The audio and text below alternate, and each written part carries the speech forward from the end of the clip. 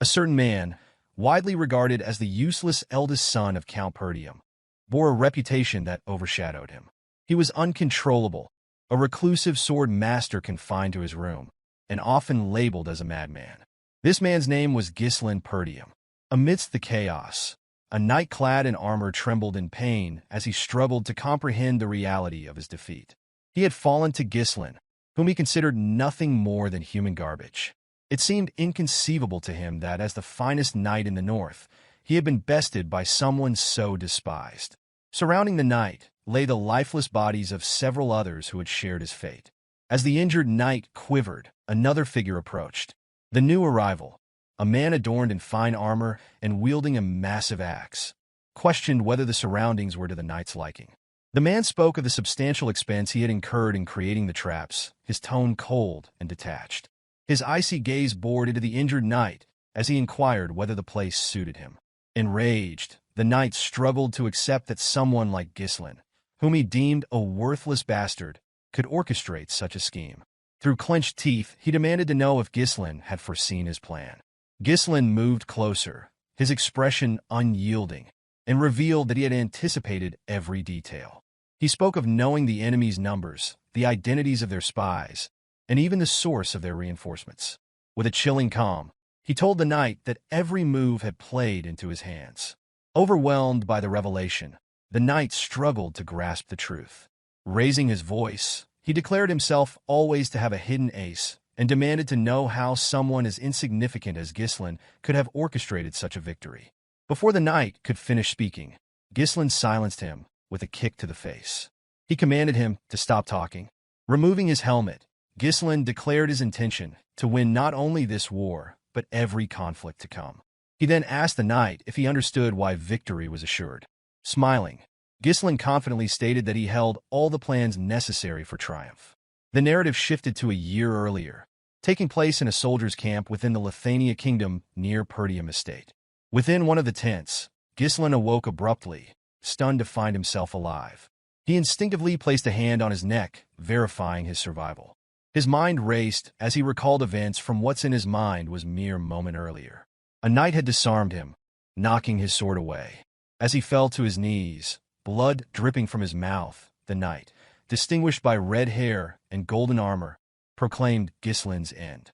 This knight, known as the noble knight Idun, was one of the continent's 7 strongest men. Idun had declared the war over, his voice laced with finality. Pointing his sword at Ghislain, he asked if the defeated man had any last words. Struggling for breath, Ghislain admitted his regret at being unable to fulfill his vengeance. He added, with defiant resolve, that he hoped Idun would meet his end. Idun had smiled at the remark, dismissing it with derision and labeling Ghislain an arrogant fool. Idun informed Ghislain that he had not anticipated him being the eldest son of the fallen Perdium household. He reminded Ghislain of how he had abandoned his family after the death of his sister. The revelation caught Ghislain off guard, prompting him to question how Idun, a man from a different kingdom, could possess such knowledge. The noble knight dismissed Ghislain's surprise, explaining that he had worked tirelessly to track him down. With a malevolent smile, Idun revealed that he and his allies had conspired with the Delphine household to orchestrate the downfall of the Perdium family. Ghislain was stunned by this confession, shocked to learn that Duke Delphine's household had not acted alone. Moving his sword closer to Ghislain's neck, Idun declared that there was no need to divulge further details, as Ghislain was fated to die.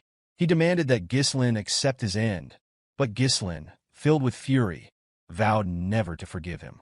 Unmoved by Ghislain's defiance, Idun struck a decisive blow, severing his head with a single stroke. The scene shifted to the present, where Ghislain stumbled toward a barrel of water. He gazed into its reflective surface, confirming that his head was still intact.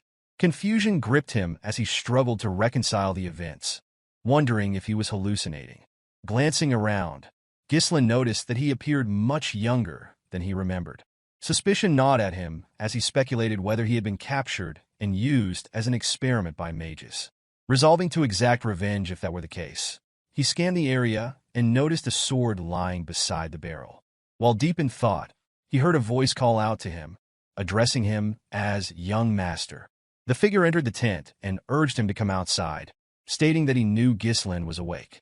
The man, A soldier named Ricardo who served the Perdium household took another step closer. Before he could react, Ghislain moved behind him and pressed the sword to his neck. Startled, Ricardo froze as Ghislain, in a serious tone, warned him that his life would depend on how accurately he answered the questions.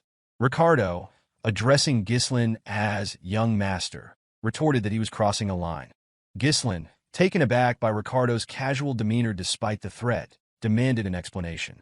With surprising nonchalance, Ricardo pushed Ghislain back and revealed that he had worn himself out earlier with a tantrum before falling asleep. Ricardo reminded him of his earlier tirade about wanting to command the army on a raid against the orcs. Ghislain, still unable to process the situation, accused Ricardo of spouting nonsense. Unfazed, Ricardo picked up a bag and instructed Ghislain to pack, explaining that others were waiting.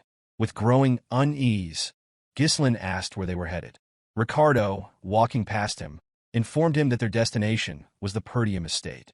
Stunned by this revelation, Ghislain grabbed Ricardo and demanded clarification, asking if he truly meant the fallen Perdium estate. The scene shifted once more. Ghislain stood atop a cliff, gazing at the estate in the distance. The sight confirmed that it was indeed the Perdium estate. However, confusion clouded his thoughts as he tried to comprehend why it appeared untouched. He vividly remembered the estate being reduced to ashes the last time he saw it, yet now it stood in pristine condition. Ricardo stepped closer to Ghislain and questioned whether he had been having a nightmare. He expressed disbelief that Ghislain would refer to the Perdium household as a fallen one and warned that the Count would expel him for uttering such words. Despite Ricardo's statements, Ghislain remained unconvinced of the reality surrounding him. Believing he was trapped in a dream, he pinched his cheek to test the sensation.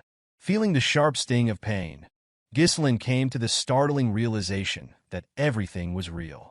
Observing his youthful face in the reflection and the unscathed state of his estate, Ghislain deduced that he had somehow returned to the past. Memories of his younger self surfaced, filled with resentment toward his household. His immaturity, born of feelings of inferiority, had caused trouble, alienating him from the family. Over time, criticism became unbearable, and he ultimately fled from home. Years later, he survived countless battles as a mercenary, honing his skills and earning renowned title.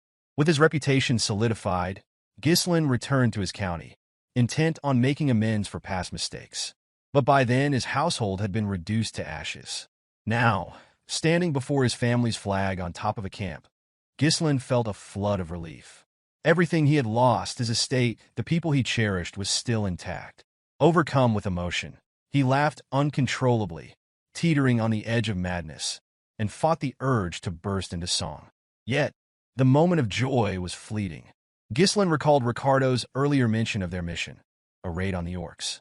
His memory immediately turned to the disastrous raid in his past life, the day most of the squad perished. In his previous life, Ghislain had joined the raid to make a name for himself. Reports had claimed there were only 3 orcs, leading him to underestimate the danger. Lacking experience in command, he had insisted on leading the squad. When the group encountered over 20 orcs instead, the outcome was catastrophic, and nearly everyone lost their lives. Determined not to repeat his mistake, Ghislain resolved to handle the monsters strategically. Though orcs lacked cunning, their brute strength made them formidable. His primary concern was earning the trust of soldiers who viewed him as a useless failure. Lost in thought, Ghislain was jolted back to reality by a loud crash. A wooden guard post flew through the air, landing heavily in front of him. A soldier screamed, alerting the others to the orcs' arrival. Chaos erupted as the men scrambled to take defensive stances. Ghislain's heart sank. The orcs had come earlier than in his past life. He watched in horror as the beasts tore through the soldiers, their massive weapons and hulking forms overwhelming the defenders. Amid the chaos, a man in blue armor shouted for the soldiers to form ranks. The commander of the raid squad, Scoven, called for calm and ordered a defensive formation. As Scoven moved to confront an orc, the creature swung its massive weapon at him. The commander narrowly blocked the attack with his sword, but the situation grew direr. Scoven realized that the squad had been ambushed and caught unprepared, and the number of orcs far exceeded their expectations. While Scoven reeled from the situation, a voice called out, warning him of danger. An orc loomed behind him, preparing to strike. Before the blow could land, someone pushed Scoven out of harm's way. It was Ghislain, who stepped between the commander and the orc. Scoven was stunned to see his young master standing there. As the orc's axe descended, Ghislain acted swiftly. He stabbed the creature's hand and severed its fingers with his sword. Without hesitation, he followed up with a precise slash to its thigh, wounding the beast and halting its advance. The soldiers, along with Scoven, stood frozen in disbelief as the orc screamed in agony and collapsed. Ghislain, however, was dissatisfied with the cut he had inflicted. He quickly realized his limitations. His inability to use mana yet was a glaring disadvantage. Frustration bubbled within him as he lamented not returning to the past sooner. Turning to Scoven, Ghislain demanded something unexpected. The commander, confused, asked for clarification. With unwavering confidence, Ghislain requested command of the squad. Scoven was stunned. He had always considered Ghislain reckless, but to demand command in the middle of a battlefield where soldiers' lives were at stake was beyond anything Scoven had anticipated. Standing tall, Scoven refused Ghislain's request. He explained firmly that the authority granted by the Lord was not something to be relinquished lightly. Annoyed but understanding, Ghislain reflected that he might have reacted the same way if an inexperienced fool had approached him with such a demand. As his thoughts wandered, an orc charged toward him. Scoven shouted for Ghislain to retreat, insisting he was too inexperienced to lead the squad. Faced with no alternative, Ghislain took his stance. What followed left everyone astonished. He hurled his sword. Scoven instinctively dodged the weapon and spun around, grabbing Ghislain to demand an explanation. Before the words could fully leave his mouth, a sound behind him drew his attention. He turned to find Ghislain's sword embedded in the orc's skull. The creature collapsed silently to the ground, its weak spot struck with precision. Scoven, astonished, questioned how Ghislain had managed such accuracy. Ghislain, unfazed, addressed the commander, stating that the key to victory on the battlefield was morale. He pointed out that soldiers paralyzed by fear could not hope to win. Scoven glanced at the trembling men, their resolve shaken by the orc's intimidating cries. With a confident smile, Ghislain declared that they needed to seize momentum. Without hesitation, he sprinted forward, retrieving his sword from the fallen orc's head before leaping into the midst of the enemy. Ghislain landed squarely on another orc, driving his blade deep into its skull. The soldiers gasped, watching as he stood atop the creature, shouting at the top of his lungs. He taunted the remaining orcs, daring them to face him and vowing to kill them all. The orcs turned their attention to Ghislain, their anger stirred. Undeterred, Ghislain cut into the stomachs of two approaching orcs and severed the arm of a third. Heads rolled and blood sprayed as Ghislain moved through the battlefield. From a distance, Scoven watched in disbelief. Despite being a skilled mana user, even he found it challenging to confront orcs with such efficiency. Yet, here was Ghislain, a seemingly frail young man, tearing through the monsters with unmatched precision. As the fight progressed, Scoven noted Ghislain's exhaustion. His movements grew smaller and more deliberate, conserving energy while evading attacks. Each strike targeted the orc's weak points with surgical accuracy. Scoven realized that Ghislain was fighting like a sword master who had mastered combat without the use of mana, relying solely on refined technique and instinct. Ghislain taunted the orcs as he darted away, mocking their reputation as a warrior species and claiming he wasn't even warmed up yet. Despite his confident words, the sight of all the orcs charging at him left Ricardo in shock. A soldier standing beside Ricardo pointed out that Ghislain was running away even as he continued his trash talk. Concerned, Ricardo called out to Scoven. Scoven struggled to understand what Ghislain was attempting. He acknowledged the strategic brilliance of drawing the orcs' attention, but the direction in which Ghislain ran perplexed him. The path led directly to the edge of a cliff. As the realization hit, Scoven suddenly understood Ghislain's plan. Wasting no time, he ordered his troops to form a shield wall and prepare to follow their young master. Reaching the cliff's edge, Ghislain braced himself against the orcs' relentless attacks, silently hoping that Scoven, as a skilled commander, would discern his intent. Though he would have preferred to eliminate the orcs himself, his limited stamina made it impossible. With a faint smile, Ghislain assured himself that he had done enough.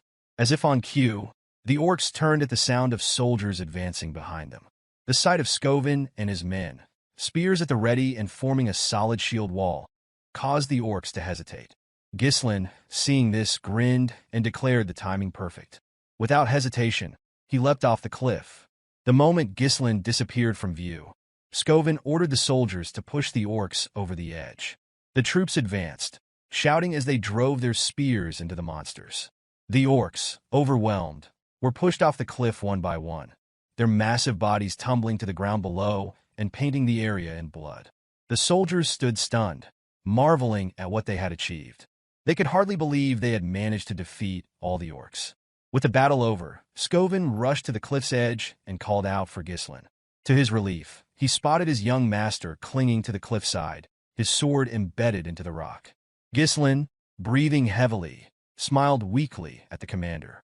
Skovin, relieved, stretched out his hand to help him up. Unfortunately, Ghislain's depleted stamina caused his grip to weaken. Before he could reach Skovin's hand, he slipped, releasing the sword and plummeting into the abyss. Skovin and the soldiers looked on in horror. The scene shifted to a hazy memory. Ghislain heard a familiar voice calling to him. He recognized it instantly. It belonged to Elena. Images of his sister flooded his mind.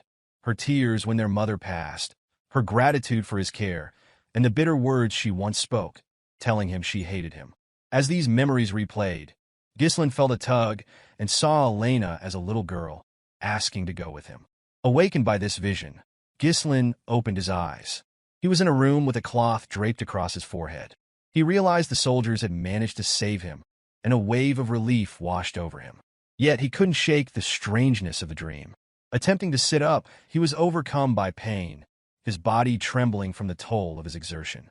As he lay there, the door opened, and a maid with white hair entered.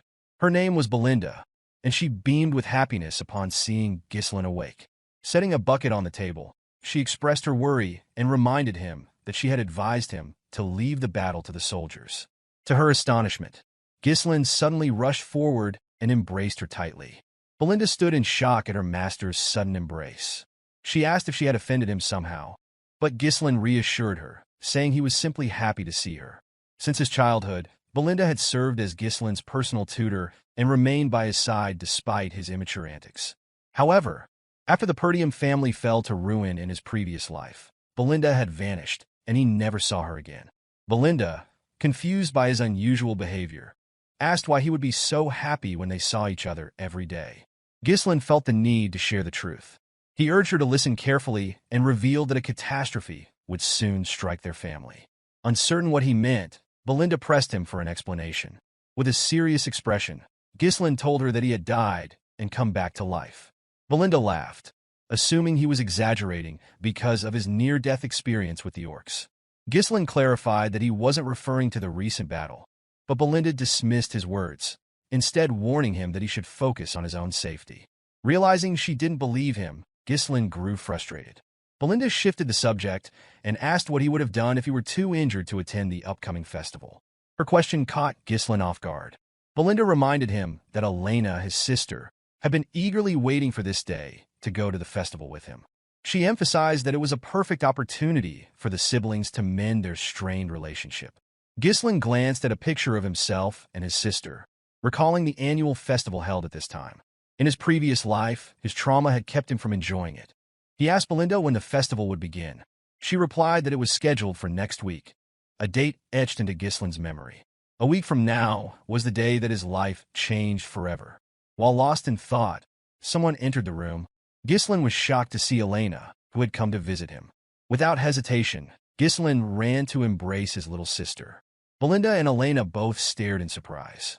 Elena, startled by her brother's unusual display of affection, asked him what he was doing. Ghislain told her he had missed her, but Elena pushed him back, remarking that his behavior was creepy. Ghislain was further taken aback by her strength, having never realized how strong she was.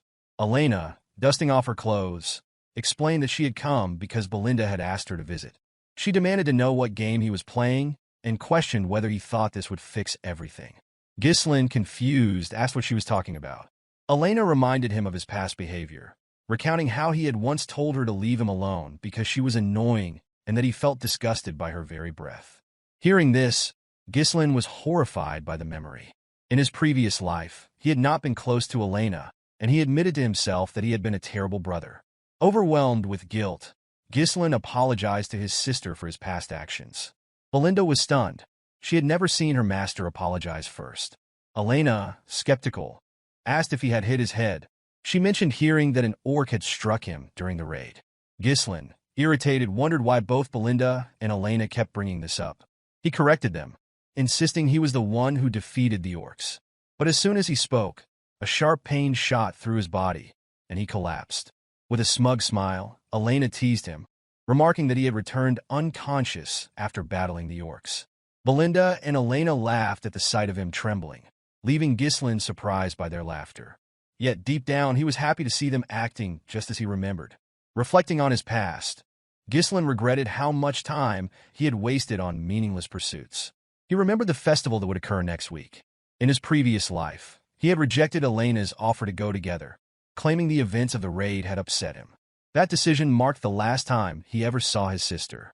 Elena's shredded body had been discovered along with her bodyguards in Ghislain's previous life. He couldn't shake the regret of not accompanying her that day.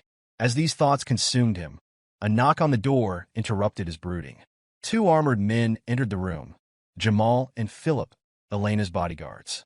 Jamal informed Elena that they were waiting for her. Elena, slightly annoyed, reminded the men that she had asked them to wait outside. Apologizing, Jamal explained that the servants had requested her assistance in overseeing their work on the festival supplies.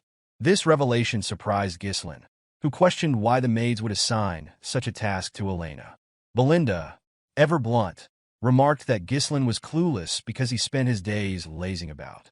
She explained that Perdium was suffering from a worker shortage, forcing even the young lady to contribute.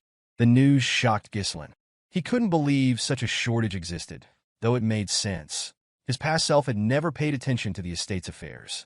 Elena announced that she needed to leave, but as she turned to go, Ghislain unexpectedly volunteered to help. Both Elena and Belinda were taken aback. Elena, skeptical, wondered aloud if her brother had truly been hit on the head during the raid. Later, in the town, servants busily prepared for the festival. Elena could be heard scolding Ghislain, who had followed her despite her protests. She argued that his presence would frighten the workers. Ghislain countered, questioning whether this was how she treated someone offering assistance. With a sharp reply, Elena told him that the best way he could help was by staying out of their way. As his sister tried to push him away, Ghislain's mind wandered to the grim discovery of her body in his previous life. Her remains had been found near the slums, far from the festival grounds. He deduced that someone must have lured or forced her there. Determined to prevent this outcome, he resolved to familiarize himself with every corner of the castle to uncover potential threats. Amid the commotion, a soldier ran toward them, addressing Ghislain as his lord. The voice instantly triggered recognition, and Ghislain identified the man as old Fergus. Breathing heavily, Fergus wiped his sweat, relieved to see his master alive and well. Grabbing Ghislain, Fergus humbly referred to himself as a lowly servant and explained that he had come immediately upon hearing news of the orcs. Ghislain, irritated by the constant reminders of the raid, dismissed the topic brusquely. Elena approached Fergus, commending his timely arrival. With a sly smile, she explained that her brother had been acting strangely since waking up and begged Fergus to escort him back to his room. The old soldier readily agreed, much to Ghislain's annoyance. His infamous hooligan reputation was becoming an obstacle, even in situations like this. Resigned, Ghislain decided to delay his investigation of the castle until the following week. Turning to Fergus, he requested to be taken to an abandoned training field within the estate. Fergus was taken aback and asked why Ghislain wanted to go there. With a resolute expression, Ghislain declared his intent to train. The old man was astonished, but complied with the request. Arriving at the training ground, Ghislain was surprised by its pristine condition. The area was well maintained, the weapons in excellent shape, and the grounds ready for use. It was far better than anything he had encountered as a mercenary. Fergus explained that the facility had been kept in readiness in case Ghislain ever wished to use it. The old soldier admitted that he had always believed Ghislain's recklessness was a phase he would outgrow. Ghislain, moved by the man's faith in him, tapped Fergus's armor and declared that he intended to live a long life. With a somber expression, He added that dying was a terrible experience, one he never wished to repeat. The old man was startled by Ghislain's words and asked why his young master spoke as though he had already experienced life and death. Ghislain, wearing a confident smile, commended Fergus for his sharpness. He explained that he had indeed died and been resurrected. Fergus dismissed the comment, insisting he had no time for jokes. Ghislain then instructed Fergus to leave, stating his intent to begin training. Bowing his head, Fergus complied and left the room. Left alone, Ghislain reflected on how he had treated everyone around him in his previous life, often regarding them as enemies. He realized his short-sightedness had alienated those who could have stood by his side. Memories of the past returned to him. Elena's death had been orchestrated by a neighboring territory, which used her demise to provoke Perdium into a war.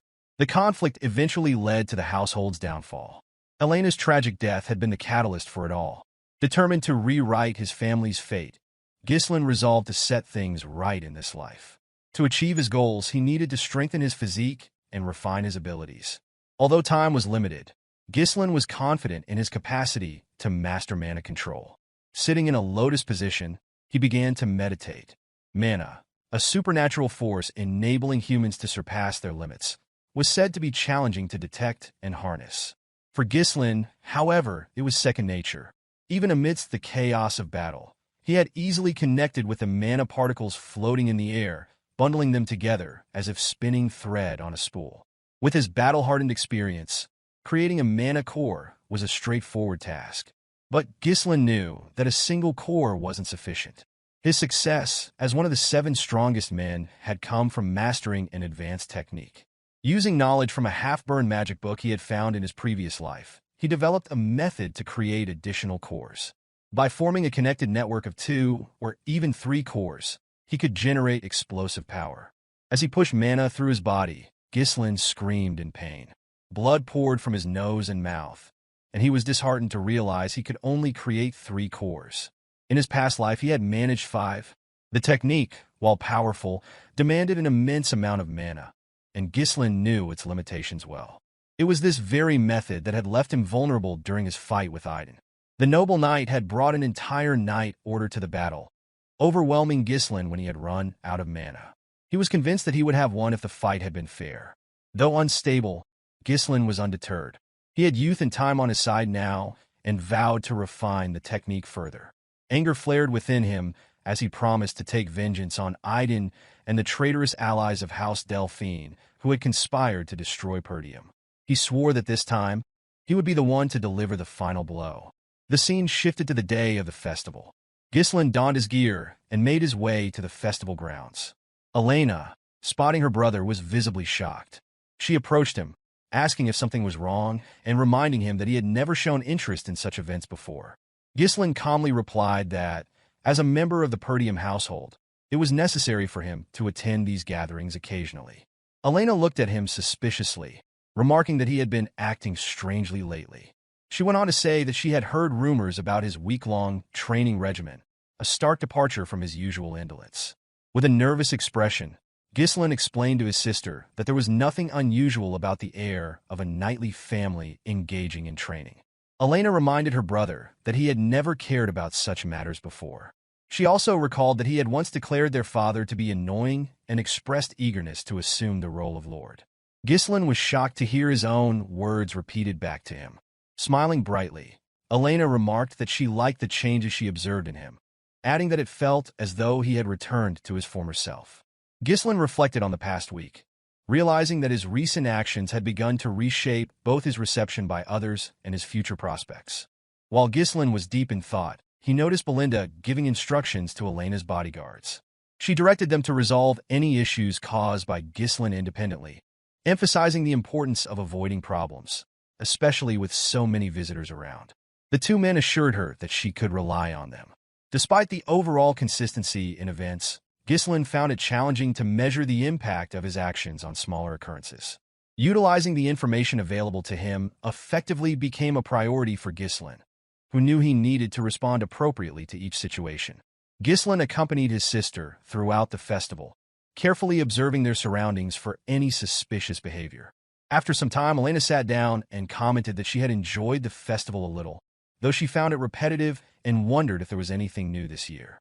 Ghislain found it peculiar that nothing untoward had occurred, speculating that his presence might have deterred any incidents. While pondering this, a soldier approached Elena and suggested visiting other areas where new events were reportedly taking place. The soldier explained that his friend had mentioned these events, inviting Elena to join him. Surprised, Elena grasped the soldier's hand, expressing excitement about the possibility of fun activities.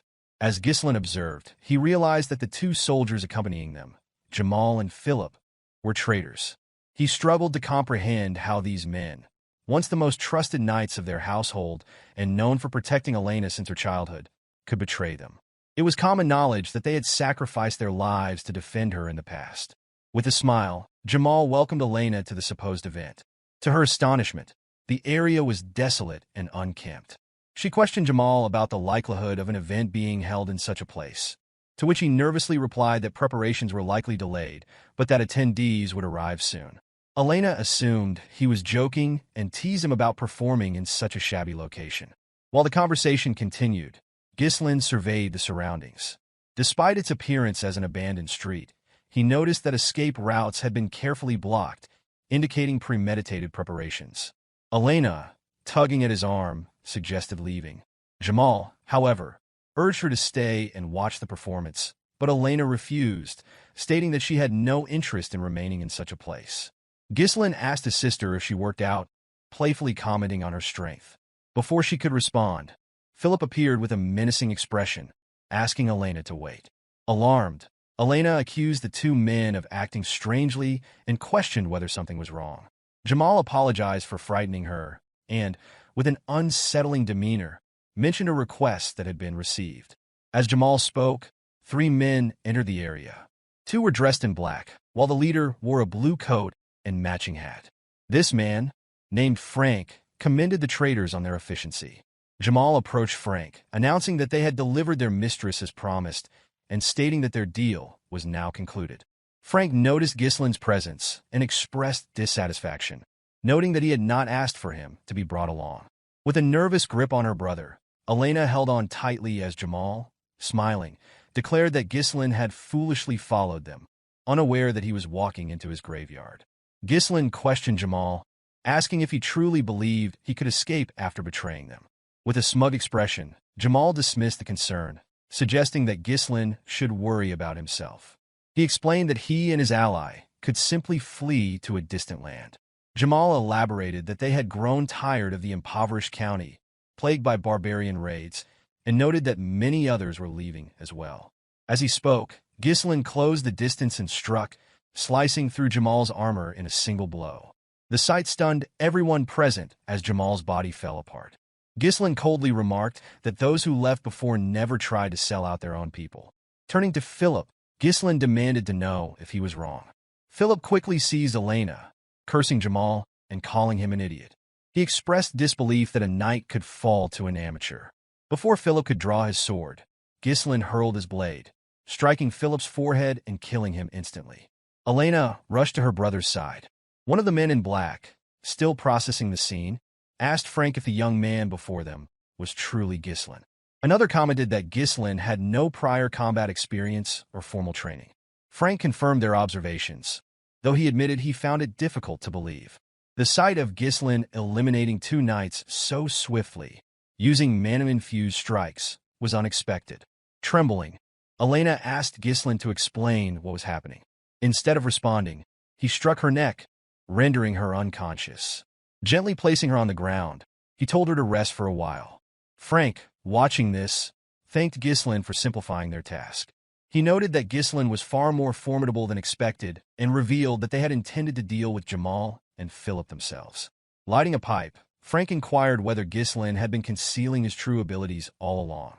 Ghislain retrieved his sword from Philip's head and, with a measured tone, asked why Frank was so interested in his skills. As he examined the group, Ghislain dismissed the men in black as insignificant threats.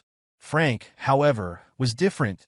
The sheer mana he exuded was on a completely different level. Recognizing the danger, Ghislain resolved to finish the battle quickly. Releasing his mana, he prepared a set of strings. Before engaging, he demanded to know who had issued the order. Frank mockingly replied that it was pointless for a dead man to know such details. Realizing they would not give up the information willingly, Ghislain readied himself, stating that the truth would soon come out regardless. One of Frank's subordinates asked if they should decapitate Ghislain. Frank ordered them instead to capture him alive and break all his bones, ensuring he would lose his sanity.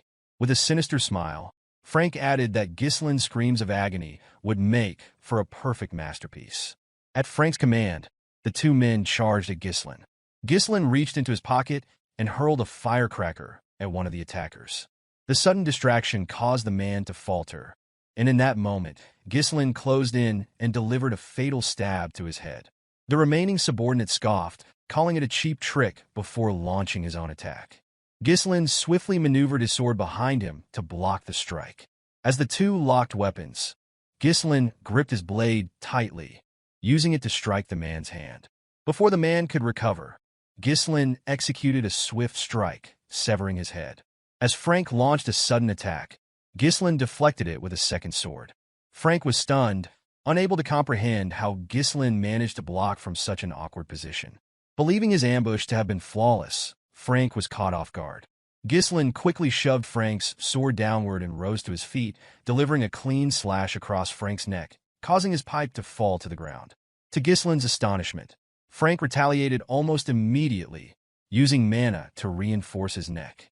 Frank admitted his surprise and stated that he would have lost his neck if not for his concentrated mana. Ghislain realized that the man had minimized the attack's damage by directing his mana to the critical area. Frank adopted a combat stance and questioned the origin of Ghislain's unusual swordsmanship. With a menacing smile, he promised that Ghislain would meet his end here. Shoving Ghislain backward, Frank mocked his meager mana, confidently assuring him of defeat. However, Ghislain's smile in response unsettled Frank.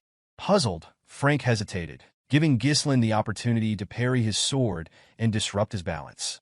Ghislain followed up with a swift kick to Frank's face, forcing him to retreat. Wiping the blood from his mouth, Frank smirked and reminded Ghislain that such attacks were futile against his reinforced mana. Yet moments later, Frank coughed violently and collapsed to his knees, bewildered by the unexpected potency of Ghislain's attack. Frank struggled to process how Ghislain's seemingly low mana could bypass his enhancements. Ghislain slowly approached, revealing that he had suspected someone of orchestrating his sister's demise, but never imagined the true culprit. With a piercing gaze, Ghislain unleashed his third core, dramatically amplifying his mana. Frank, visibly shaken, was unable to react before Ghislain appeared directly in front of him, moving at a speed his eyes could hardly track. Ghislain's attacks came fiercely and relentlessly, each strike heavier than the last. Despite his best efforts, Frank's arms grew numb under the barrage, and his sword was nearing its breaking point. Frank tried to regain his footing, reminding himself that excessive mana bursts typically had limited effects. However, Ghislain's surge defied his understanding. It was as if the young man had transformed entirely. Ghislain, noticing Frank's faltering defense, shattered the assassin's weapon with a decisive strike. Without hesitation, he followed through with a heavy blow to Frank's body, driving his sword deep into the assassin's torso. Frank cried out in agony, but Ghislain silenced him by gripping his throat and pinning him against the wall. Keeping his blade embedded, Ghislain demanded answers, insisting that Frank reveal who had ordered the assassination. Refusing to cooperate, Frank produced a hidden blade and vowed to take Elena with him, unwilling to go down without inflicting further harm. Before he could act, strings wrapped tightly around his wrist, halting his movement. Ghislain, controlling the strings, warned Frank against making any rash decisions. With a cold, unwavering stare, Ghislain proposed a deal, promising to sheath his sword if Frank complied and refrained from further resistance. Frank was stunned to realize that the threads binding him were made with mana. He could not fathom when Ghislain had managed to create such a tool. With calculated precision, Ghislain drove his sword deeper into Frank's body, remarking that someone of Frank's caliber should be able to patch up the injury. His voice carried a chilling tone as he warned that no amount of skill would matter once Frank's mana core was destroyed. Panic flickered in Frank's eyes as he glanced down to see Ghislain's sword glowing ominously. The assassin screamed as he felt his mana core cracking uncontrollably, shouting at Ghislain and accusing him of madness. He warned that the backflow could cause a catastrophic explosion, obliterating the entire area, and questioned whether Ghislain intended to self-destruct. With an unflinching gaze, Ghislain coldly replied that only the unskilled made such mistakes and assured Frank he had complete control. Frank was unnerved by Ghislain's expression and realized he wasn't bluffing. Accepting his impending death, Frank screamed and revealed that Count Desmond had orchestrated the assassination. The Count, he explained, sought a pretext to ignite a war against the Perdium and Degard families. Ghislain was taken aback by this revelation. In his previous life, such schemes were typically carried out by families allied with Duke Delphine. It infuriated him to see the Duke pulling strings from behind the scenes while remaining uninvolved. Ghislain demanded to know if this was why Frank had targeted his sister. Frank confirmed it with a grim smile. Without hesitation, Ghislain drove his sword through the assassin's body. Coughing up blood, Frank reminded him of his earlier promise to put the sword away. Ghislain smirked and asked why Frank, who had taken so many lives, was now afraid of death. Frank began to laugh, catching Ghislain off guard. Moving closer, Frank declared that his death would change nothing. The Degard family's mission was already accomplished, and Perdium was destined to fall into ruin. He sneered, questioning whether anyone would listen to someone like Ghislain. As Frank taunted him, Ghislain grabbed the assassin's head and slammed it against the wall. With a sinister smile, Ghislain declared that his rebirth after death meant everything would be different this time. His sword began to glow brighter, and Frank's screams echoed through the air. A burst of energy erupted from Frank's mouth and exploded in the sky like fireworks. Moments later, the assassin's lifeless body crumpled to the ground. Ghislain, breathing heavily, surveyed the scene. The bodies scattered around, and his unconscious sister's sleep peacefully confirmed the carnage. Satisfied that no one else was nearby, he discarded his sword, took a deep breath, and collapsed to his knees, coughing up blood. Wiping his mouth, Ghislain muttered that detonating 3 mana cores had once been effortless for him as the Mercenary King. Steeling himself, he rose and vowed not to fall here. Heading to a nearby building, he kicked the door open and found 2 bodies inside. In his previous life, a 3rd body had been discovered here alongside Elena's. This time, based on Frank's earlier words, Ghislain identified one of the deceased as a son of the Degard family. The boy had been murdered alongside his escort knight, their deaths staged to frame Elena as the killer. Ghislain moved the bodies, aware that revealing them would almost certainly spark a war.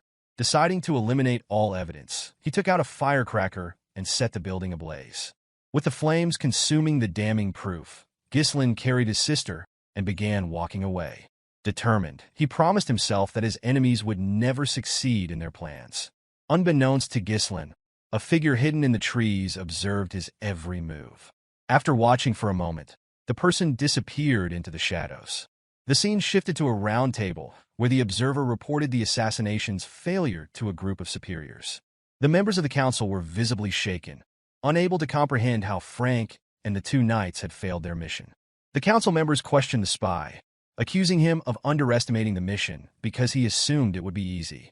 Nervously, the spy admitted their failure was due to Ghislain. The revelation shocked the men at the table, as they found it hard to believe that the so-called useless bastard of the North could accomplish anything significant. One member dismissed the claim, branding Ghislain as a worthless excuse for failure and demanding the spy stop using him as a scapegoat. The spy, however, insisted that Ghislain was nothing like the reports and rumors suggested. Recalling how Ghislain had dealt with their men, he explained that Ghislain seemed like an entirely different person. The spy reassured his superiors that their plans to eliminate the Degard family were still intact, and that starting a territorial war would not be difficult.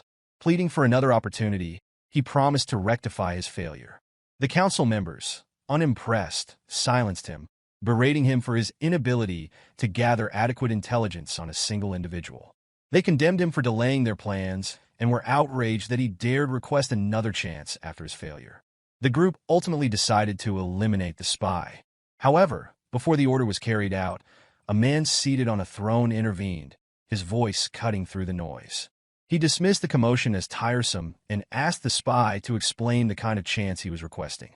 The spy confidently assured the man that he could eliminate Ghislain. When asked how he planned to do so, the spy proposed orchestrating a duel. He explained that he had someone in mind for the task. The council demanded to know the identity of this individual, and the spy revealed that his choice was Cain Logius. Cain, famous for his strength-based swordsmanship despite his young age, was regarded as a paragon of raw power. The spy argued that no one in the north could rival Cain's strength and assured the council that arranging a duel would be easy since Cain was Ghislain's cousin. The man on the throne, fixing the spy with a cold gaze, warned that there would be no further chances if he failed again. The spy vowed not to disappoint. The scene shifted to the training hall of the Perdium household. Fergus entered the room, announcing to his master that it was time for a meal. As soon as he spoke, something flew toward him. Ghislain, practicing with his mana thread, had wrapped the thread around the sword near the entrance and pulled it toward himself. Observing his own movements carefully, Ghislain tested the thread's handling, swinging the sword as he fine-tuned his control. Fergus approached, apologizing for interrupting the training session, and asked his master how he had managed to pull the sword. Ghislain showed him the mana thread, explaining that it was a technique for manipulating mana as a string. He recounted that in his past life, he had relied on this method extensively. However, in his current state, his limited mana reserves required him to implode his core to use the technique effectively. Ghislain noted that his lack of mana now restricted him to creating fewer threads. Fergus, visibly impressed, admitted that he had never seen such a technique before, despite believing himself to be well-trained in mana manipulation. He was puzzled by how Ghislain, whom he had considered unskilled and untrained, could master such an advanced method. Ghislain, noticing Fergus's lingering presence, asked if there was something he needed. Fergus replied that he had stopped by to deliver some news. Fergus bowed his head and expressed gratitude to Ghislain for protecting his younger sister. Ghislain, surprised by the old man's gesture, replied that he had simply done what was necessary and invited Fergus to join him for a meal. A day later, the festival was temporarily halted, as expected after the incident involving a knight's attempt to traffic the young lady. Inside the castle, Elena voiced her frustration to her brother, lamenting that no one believed her when she said he had saved her. She urged Ghislain to speak up and set the record straight. Ghislain assured her it wasn't necessary, adding that no one would believe him either. Belinda, overhearing the conversation, was visibly irritated. She expressed her disgust at Jamal and Philip, declaring that she always suspected the two knights were perverts and accusing them of trying to take Elena for their own gain. Ghislain, meanwhile, found relief in knowing that his sister had survived the ordeal. While he had managed to prevent a war from breaking out, he was acutely aware that their enemies would not give up so easily. Realizing he couldn't face these threats alone indefinitely, Ghislain concluded that he needed to establish his own military force. As he pondered his next steps, a maid entered the room, pushing a cart laden with food. She set a plate in front of him, and when Ghislain uncovered it, he found only a single slice of bread. Startled, Ghislain turned to Belinda and asked when they would be having dessert. The maid, astonished by his question, asked if he was truly unaware of their dire circumstances. Before Ghislain could respond, shouting from outside the castle caught his attention. He froze momentarily, startled by the commotion. At the castle gates, a portly, bearded man was demanding compensation from the Perdium household for the losses incurred by the abrupt cancellation of the festival. He was not alone. Other men had joined him, brandishing pitchforks and voicing similar demands. They called for Ghislain and Elena to come out, accusing them of wasting the county's money. The guards pleaded with the crowd to remain calm. Ghislain peered out the window to assess the situation, but struggled to understand the root of the unrest. Belinda, standing nearby, explained the context. She informed him that the county's economy heavily depended on merchants who thrived on the profits generated by the annual festival. While last year's festival had been profitable, this year's premature cancellation left many merchants struggling, and their anger was understandable. Ghislain was taken aback by the revelation, having not realized the county's financial state was so precarious. Recognizing the potential danger if the merchants' frustrations escalated, he resolved to intervene. He turned to Fergus and inquired about the soldiers' current actions, instructing him to deploy them to calm the crowd. Fergus, however, revealed that there were no soldiers available. Ghislain was stunned by this news, prompting Fergus to explain that most of their forces had been dispatched to the Forest of Monsters for reconstruction efforts following an orc raid. Frustration etched on his face, Ghislain absorbed the reality of their situation. Perdium was caught in an unending struggle, sandwiched between barbarian incursions from the north and the looming threat of monsters from the forest on the county's other side. The challenges of governing the region became increasingly apparent, and Ghislain realized the need for a swift and strategic response to address the growing unrest. Ghislain struggled to grasp the reality of their dire situation. No money and no soldiers. He pulled Belinda aside and reminded her that she was responsible for managing his finances. He asked her to use whatever funds he had left to calm the merchants. Belinda, visibly surprised, informed him that he had no money remaining. Stunned, Ghislain demanded an explanation. Belinda reminded him that the Count had cut off his allowance due to his past extravagance, spending money recklessly. Realizing he was broke, Ghislain pleaded with Belinda to lend him some funds, but she admitted she had no cash either. The scene shifted to Ghislain staring out the window at the town below, his thoughts racing. He couldn't believe his family was in such a precarious state. Without money, even his knowledge of the future seemed useless. Ghislain began to consider whether anything on the estate could change their fortunes. As he pondered, Ricardo burst into the room, breathing heavily. Startled, Ghislain asked him why he was in such a hurry. Ricardo, visibly distressed, informed him that there was a problem. Cain wanted to see him. The mention of Cain shocked Ghislain. The scene shifted again to Scoven, who was struggling to remain standing. His face was bruised, and his opponent struck him once more, landing a blow so forceful it pierced his chest plate and left him sprawled on the ground. At the entrance to the tavern, Ghislain arrived just in time to witness the commander's collapse.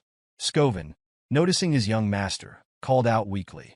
Ghislain, irritated by the sight, turned his attention to Cain, who greeted him with a wide smile. Standing before Ghislain was a massive young man, Cain Loges, heir to the Loges County. Ghislain recognized his cousin immediately, recalling that Cain had always been both his friend and rival. As Cain descended the stairs, Ghislain asked Ricardo for an explanation. Ricardo revealed that he and Scoven had come to the tavern to investigate reports of a disturbance. Upon arrival, they encountered Cain and his escort knight. Recognizing them, Cain questioned the rumors he had heard about Ghislain. Scoven had attempted to explain the details, but Cain had silenced him by grabbing his jaw. With a sinister smile, Cain accused Scoven of lying to the heir of Loges County before proceeding to beat him. Cain then asked Ricardo to recount the story properly. According to him, the rumors suggested that Ghislain, despite never training, had taken down an orc with his bare hands and single-handedly dealt with traitorous knights. Cain, mocking the tale, claimed he was merely giving the commander a wake-up call to knock some sense into him. Cain turned his attention to Ghislain, accusing him of being the root of the situation. He sneered, claiming that none of this would have happened if Ghislain hadn't lied. Ghislain immediately remembered Cain's behavior, recalling how his arrogant cousin had always treated him like a subordinate. Every time Cain visited Perdium, he caused trouble, yet no one dared confront him because of his high status. Cain's bold demeanor and confidence were celebrated as qualities befitting an heir, while Ghislain's insecurities and perceived weakness drew criticism. Unexpectedly, Ghislain smiled at the memory. Cain, startled, hadn't anticipated such a reaction. Normally, Ghislain would have charged at him after such blatant provocation. A few hours earlier in Loges County, the spy approached Cain with a request to kill Ghislain. Cain was initially shocked, but listened as the spy assured him that the esteemed one would support his family if he succeeded. Cain admitted that dealing with Ghislain wouldn't be difficult, but killing the heir of a county was another matter entirely. He asked how such an act could be executed without causing scandal. The spy explained that they could lure Ghislain into a duel and stage his death as an unfortunate accident. The spy assured Cain that the duel could be made to look like a trivial dispute between heirs. Disguised as an escort knight, he promised to orchestrate the situation perfectly. With a smile, he reminded Cain that this was a rare opportunity, even for someone like him. Cain, grinning, expressed disbelief that he now had a chance to kill his own cousin. With growing enthusiasm, he urged the spy to leave with him immediately. Right at this moment, Cain pondered why the mysterious organization might want to eliminate Ghislain. He suspected that something about his cousin had changed. Smiling at the thought, Cain asked Ghislain why he was simply standing there. Sitting casually on the stairs, he demanded Ghislain bring whatever he had prepared for him. Ghislain, puzzled, asked Cain what he meant. Cain explained that he had heard about the festival's interruption and insisted they liven things up and enjoy themselves. He reminded Ghislain that they always worked well together on such things, and with a menacing expression, asked if he was wrong. Ghislain, unbothered by Cain's intimidating demeanor, took a moment to reflect. Then understanding dawned on him. Cain was talking about alcohol and women, things Ghislain had been forced to arrange for him during his past visits. Back then, Ghislain had complied to avoid being beaten up by his larger, stronger cousin. Those demands had drained Ghislain's funds, and he now understood Belinda's reminder that his father had cut him off for spending recklessly. As these memories resurfaced, Ghislain smiled, realizing the solution to his current financial problem had been in front of him all along. Snapping back to reality as Cain called out again, Ghislain assured his cousin he would bring what was needed soon. However, with a sharp look in his eyes, he informed Cain that there was a debt to settle first. The spy, observing from the side, was startled by the shift in Ghislain's demeanor. Confused, Cain asked what Ghislain was talking about. Ghislain explained with a calm smile that all the extravagant arrangements Cain had enjoyed were paid for out of his own pocket. Now he demanded repayment, 1,000 gold to be precise. Cain, taken aback, protested that the expenses couldn't have exceeded 100 gold. He claimed that the money was merely a friendship fee, given out of appreciation for Cain's companionship.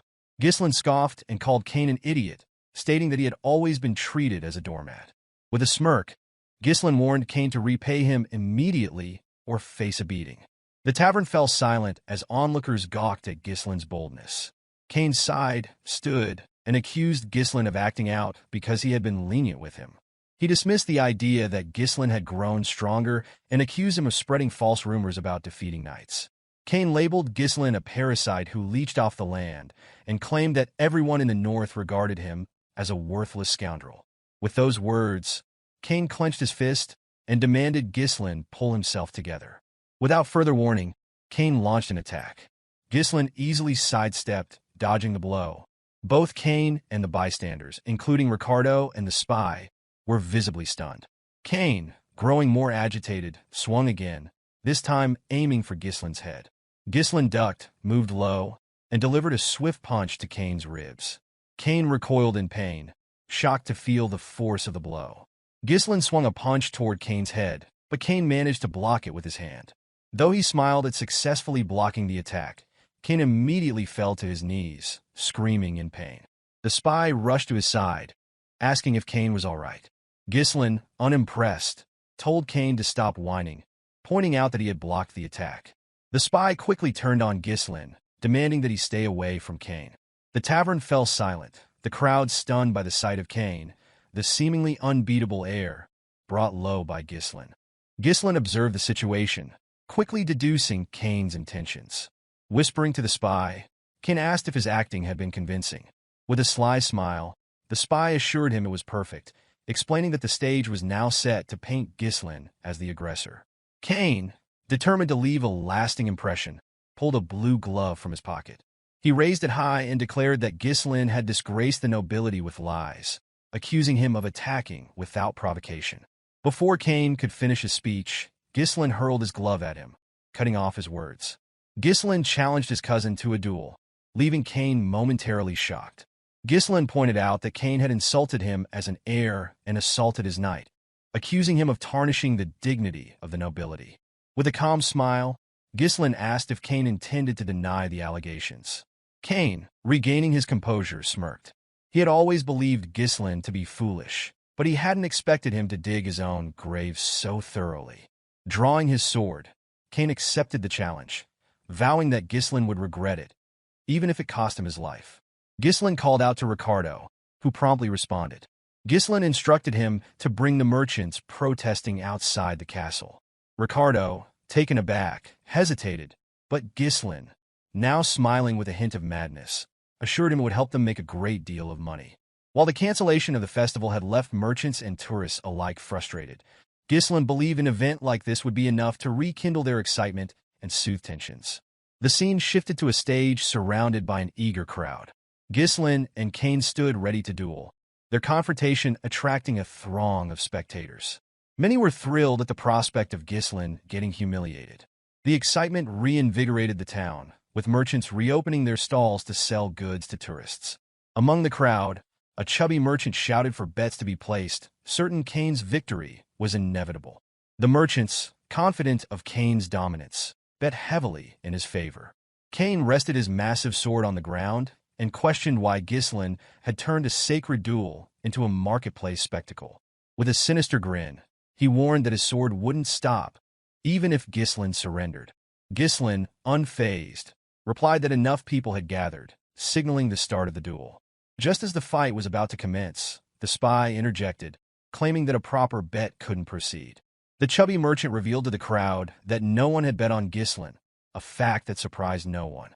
Many believed that betting on him would be foolish, given the apparent outcome. Cain mocked Ghislain, laughing that even his own people didn't trust him. The chubby merchant suggested altering the bet to predict how long Ghislain would last against Cain. At that moment, Scovin, supported by Ricardo, stepped forward and placed a bag of gold on the table. He declared his bet on Ghislain, shocking the crowd. Following him, Elena approached and dropped an even larger bag of gold. She announced her intention to bet on her brother, surprising even Ghislain. When asked if the amount was sufficient, the merchant confirmed it was. Belinda, standing nearby, reminded Elena that she had advised against such a move. Cain, irritated by the delay, demanded the duel begin. The referee signaled the start of the fight. Ghislain reminded Cain that, as his elder cousin, it would look strange for him to make the first move. This statement confused Cain, who responded that it was far too late for Ghislain to act like an older brother. As the referee gave the command, Cain leapt forward, using his momentum to swing his heavy sword at Ghislain. He managed to block the attack, but was surprised by the sheer weight of the blade. Cain, smiling arrogantly, taunted Ghislain, saying he had stooped too low to act like an elder sibling. Using the hilt of his sword, Cain shoved Ghislain back and immediately followed up by swinging the hilt toward Ghislain's head. Ghislain dodged Cain's attack by ducking low, but Cain immediately followed up with a powerful kick. Although Ghislain evaded the strike, the force of Cain's legs shattered the ground beneath them. The crowd gasped, awestruck by Cain's raw strength. It was clear that Cain wasn't giving Ghislain even a moment to counterattack. With a cocky grin, Cain reveled in his own power. Ghislain noted his cousin's pride, but the sight did not intimidate him. Belinda, however, began to panic after witnessing Cain's display. She clutched Elena's arm and urged her to stop the fight. Nearby, the spy smiled knowingly, confident that it was already too late. He understood Cain's strategy well. His overwhelming strength and relentless attacks would force any opponent to focus solely on evasion. Exhaustion would eventually leave them vulnerable, and Cain would seize that moment to end the fight. It was a strategy Cain had perfected, and he had always emerged victorious this way.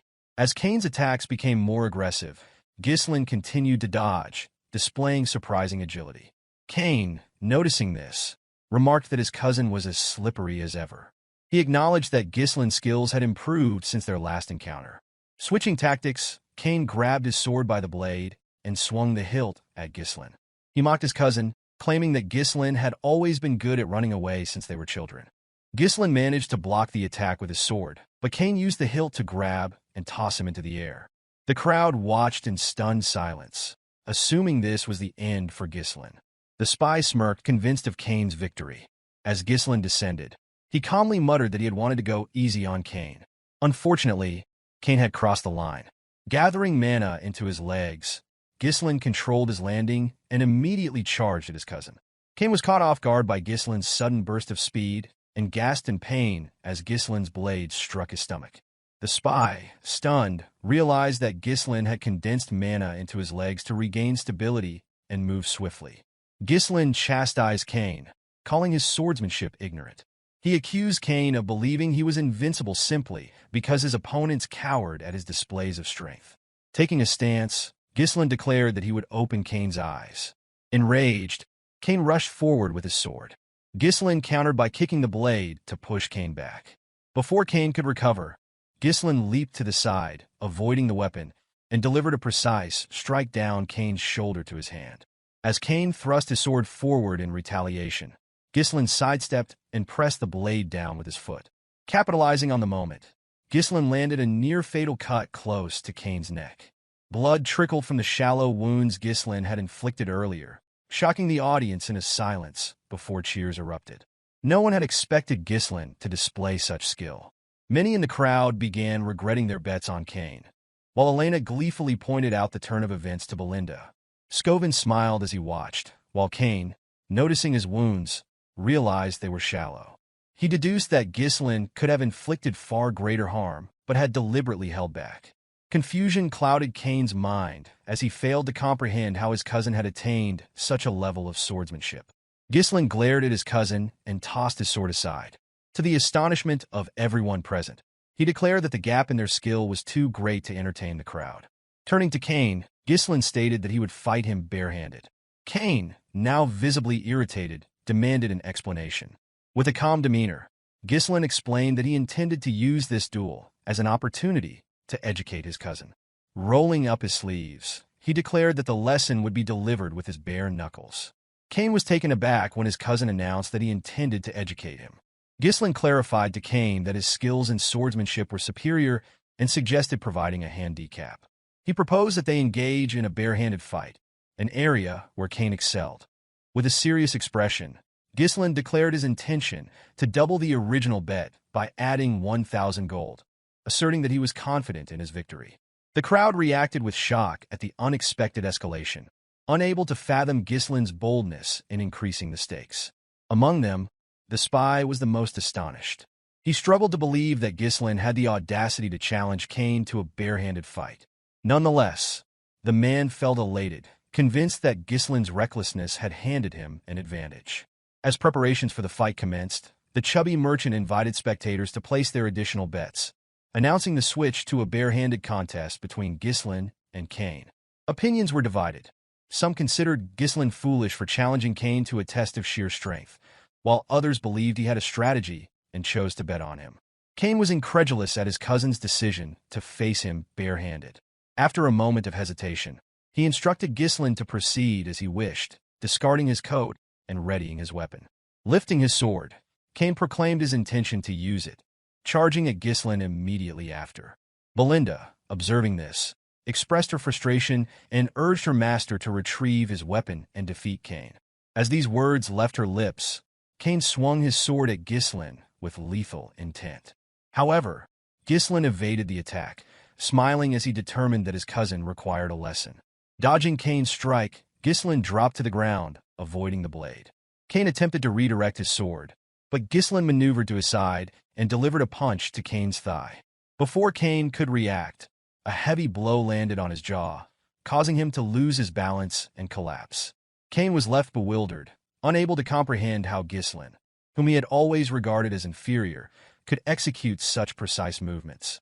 The crowd erupted in astonishment as they began to perceive the possibility of Ghislain emerging victorious. With a calm but stern demeanor, Ghislain demanded that Cain rise, declaring that he had barely begun. Infuriated by his cousin's words, Cain lunged again, wielding his sword with ferocity. He swung the blade wildly as he closed the distance between them, but Ghislain skillfully evaded each strike. Seizing an opening, Ghislain grabbed Cain's arm, twisted it, and locked him down. Before Cain could retaliate, Ghislain delivered a knee strike to his rib, causing him to spit blood. Disoriented and unable to reconcile the situation, Cain struggled to process how someone he had always regarded as subservient could dominate him so thoroughly. Memories of Ghislain bowing in submission replayed in his mind, heightening his disbelief. Despite his injuries, Cain clung to the belief that defeating Ghislain should have been a simple matter, one that would secure his family's future. However, Ghislain offered no respite. He pressed his advantage relentlessly, raining blows on Cain without pause, leaving no room for recovery. By the time Ghislain ceased his relentless assault, Cain's face and entire body were swollen. The boy trembled before Ghislain, who grabbed him by the hair and expressed pity for his father. Ghislain explained that Count Loges had once supported Perdium tirelessly, even to the brink of ruin, simply out of loyalty and friendship with Ghislain's father. However, Cain, unlike his father, had chosen a different path. As these words sank in, Cain recalled a moment from a few years prior. In that memory, Cain had argued with his father, frustrated by the Count's decision to continue aiding Perdium. Cain could not comprehend why his father wanted to send more support when their own county was struggling. He had likened the effort to pouring water into a cracked bucket and reminded his father that it had been less than a week since he had returned. only to prepare to leave for Perdium once again. Pleading, Cain asked him to stay, pointing out that everyone needed him. Count Loges, however, turned and firmly explained that his actions were driven by his friendship with Count Perdium. As Cain recalled this conversation, his focus returned to the present just in time to see Ghislain's fist approaching his face. Cain closed his eyes, bracing for the blow. Instead, Ghislain stopped and told his cousin that enough had been done. When Cain opened his eyes, he saw Ghislain extending a hand toward him, inviting him to rise. Cain, overwhelmed, lowered his head and admitted his defeat. The crowd erupted in disbelief, chanting Ghislain's name, marveling at his unexpected victory. Those who had bet on Cain regretted their decision, while others celebrated their winnings from wagering on Ghislain. Among the spectators, Elena beamed with pride at her brother's success. Meanwhile, Belinda and the two soldiers accompanying her stood in stunned silence, shocked by the outcome. The spy climbed onto the stage, visibly enraged. Approaching Cain, he shouted, demanding to know why he had surrendered so easily after encountering only a slight disadvantage. The spy reminded Cain of the trust placed in him, but Cain merely responded that he was finished and insisted it was time to leave. Infuriated by Cain's perceived weakness, the spy stewed in frustration. While the spy brooded, Ghislain called out to him with a confident smile. Addressing the crowd, Ghislain announced that the spy had volunteered to cover the cost of meat and drinks for everyone present. Cheers erupted as the crowd celebrated their young master's generosity, declaring him the best. The spy, however, was stunned and protested, insisting that he had made no such offer. Ghislain placed a firm hand on the man's shoulder and calmly explained that this was the price of losing the duel. He reassured the spy that the expenses would not be deducted from the betting pot, but rather an additional contribution expected from him. As Ghislain tightened his grip on the spy's shoulder, he reminded the man of the terms of the bet, which now included an additional 1,000 gold on top of the initial 1,000. With a chilling look, Ghislain warned the spy of the consequences of attempting to flee. Recognizing the severity of the situation, the spy dropped to his knees in defeat, agreeing to Ghislain's demands. He understood that disobedience would only lead to his demise. The following day, the scene shifts to Ghislain's room. He placed a large box on the table, opening it to reveal an impressive quantity of gold coins, profits from his recent bet. Ghislain was astonished at the amount, realizing it was enough to hire a small mercenary corps. Closing the box, he acknowledged the difficulty of accumulating such wealth again and the urgency of his circumstances. He understood that his enemies would not wait for him to prepare and knew he needed to act quickly to launch the plan he had in mind. While contemplating, Ghislain noticed Elena and Belinda standing nearby. With a nervous expression, he asked if something was wrong. Elena, smiling brightly, inquired how her brother intended to spend his newfound wealth. Ghislain jokingly asked if she wanted some of it, but Elena clarified that she was merely curious. Belinda interjected, confidently stating that she already knew Ghislain's intentions. She reminded him that Lady Amelia's birthday was approaching and teased that he had orchestrated the entire display to purchase an extravagant gift for Amelia. Belinda remarked that her master's actions were easy to interpret. Elena, surprised, questioned whether her brother was truly working so hard to impress his fiancée. Ghislain, startled, seemed unaware of having a fiancée. He asked his sister and maid for clarification. Belinda, amused, urged him to stop pretending and assured him there was no need to feign ignorance out of embarrassment. Elena then reminded Ghislain that they were referring to Amelia from the Rayfold County. Hearing the county's name, Ghislain's expression darkened. He recalled Amelia Rayfold vividly, likening her to a spider. Amelia Rayfold, a noble admired for her kindness and selfless actions, had won the unwavering support of her territory's people. However, in time, she would incite a rebellion and gain notoriety as the Witch of the North, aligning with the Delphine Duchy to deal a decisive blow to Perdium's downfall. Ghislain viewed her as a traitor. A faint smile crossed his face as he asked Belinda when their father was expected to return. Belinda informed him that the Lord would arrive in a week. Ghislain determined that this time frame was sufficient. Rising from his seat, he announced his intention to visit Rayfold County. Belinda, surprised, pointed out that it was not yet Amelia's birthday and asked about the reason for his visit. Ghislain revealed that he intended to secure funds from the county. The narrative transitions to a beautiful noblewoman placing her shoes on the ground. The woman, adorned with a spider near her mouth and striking red eyes, was revealed to be Amelia. She handed her shoes to a ragged girl nearby. The child, overwhelmed, struggled to believe that Amelia was gifting her the shoes. Amelia remarked that she alone deserved to walk barefoot on the land. Turning to her soldiers, she instructed them to provide food and shelter to the surrounding people. Her men immediately set about distributing provisions, leaving the crowd astonished. As Amelia departed, the people expressed their gratitude for her kindness. The scene shifts again, now to Amelia's garden at the Rayfold Manor. A man knelt, cleaning Amelia's feet. This man, Bernar, served as Amelia's escort knight. While stroking a cat on the table, Amelia recounted her father's insistence on absolute obedience from the people of their territory. She observed that the common folk would follow anyone who kept them warm and fed. Bernar complimented Amelia's strategy, assuring her that winning the hearts of the people would benefit her in the competition to determine her father's successor. In response, Amelia struck Bernar's face lightly with her foot. She then demanded an update on the duel involving the finest swordsman of the North. Bernar apologized and explained that he had avoided participating to prevent drawing undue attention, reasoning that such attention could disrupt their plans. Bernar reminded Amelia that the time had not yet come for her to reveal her claws. He kissed her feet, pledging his blade to her service. Amelia, with a calm yet commanding demeanor, reminded her knight that he was naturally her blade, as she had invested a great deal into his development. Lifting his head, she leaned closer, her expression darkening. With an intimidating tone, she warned Bernar that weakness was unacceptable. Letting go of him, she shifted the conversation and inquired about the status of the merchants. Bernar reassured Amelia that there was no need to worry about the Arctium merchants. He explained that their guild was purchasing all the materials needed for the reconstruction of the Forest of Beasts outpost, recently destroyed in an orc attack on Perdium. Furthermore, he detailed how they were recovering the annual support fund sent by Count Rayfold to Perdium. Bernar also revealed their ongoing recruitment of soldiers and knights leaving Perdium. These men, well trained from battles against the barbarian tribes, were considered excellent additions to their forces.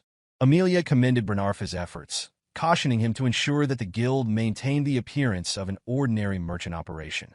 She emphasized the importance of keeping their true intentions concealed until their strength was fully amassed. While they spoke, a steward entered the garden, prompting Bernar to rise and confront him. In a stern voice, he demanded to know who had allowed the interruption. The steward, unfazed, explained that news had arrived from the gate. Ghislain had come to visit. Amelia, surprised by this revelation, questioned the steward about the purpose of Ghislain's visit.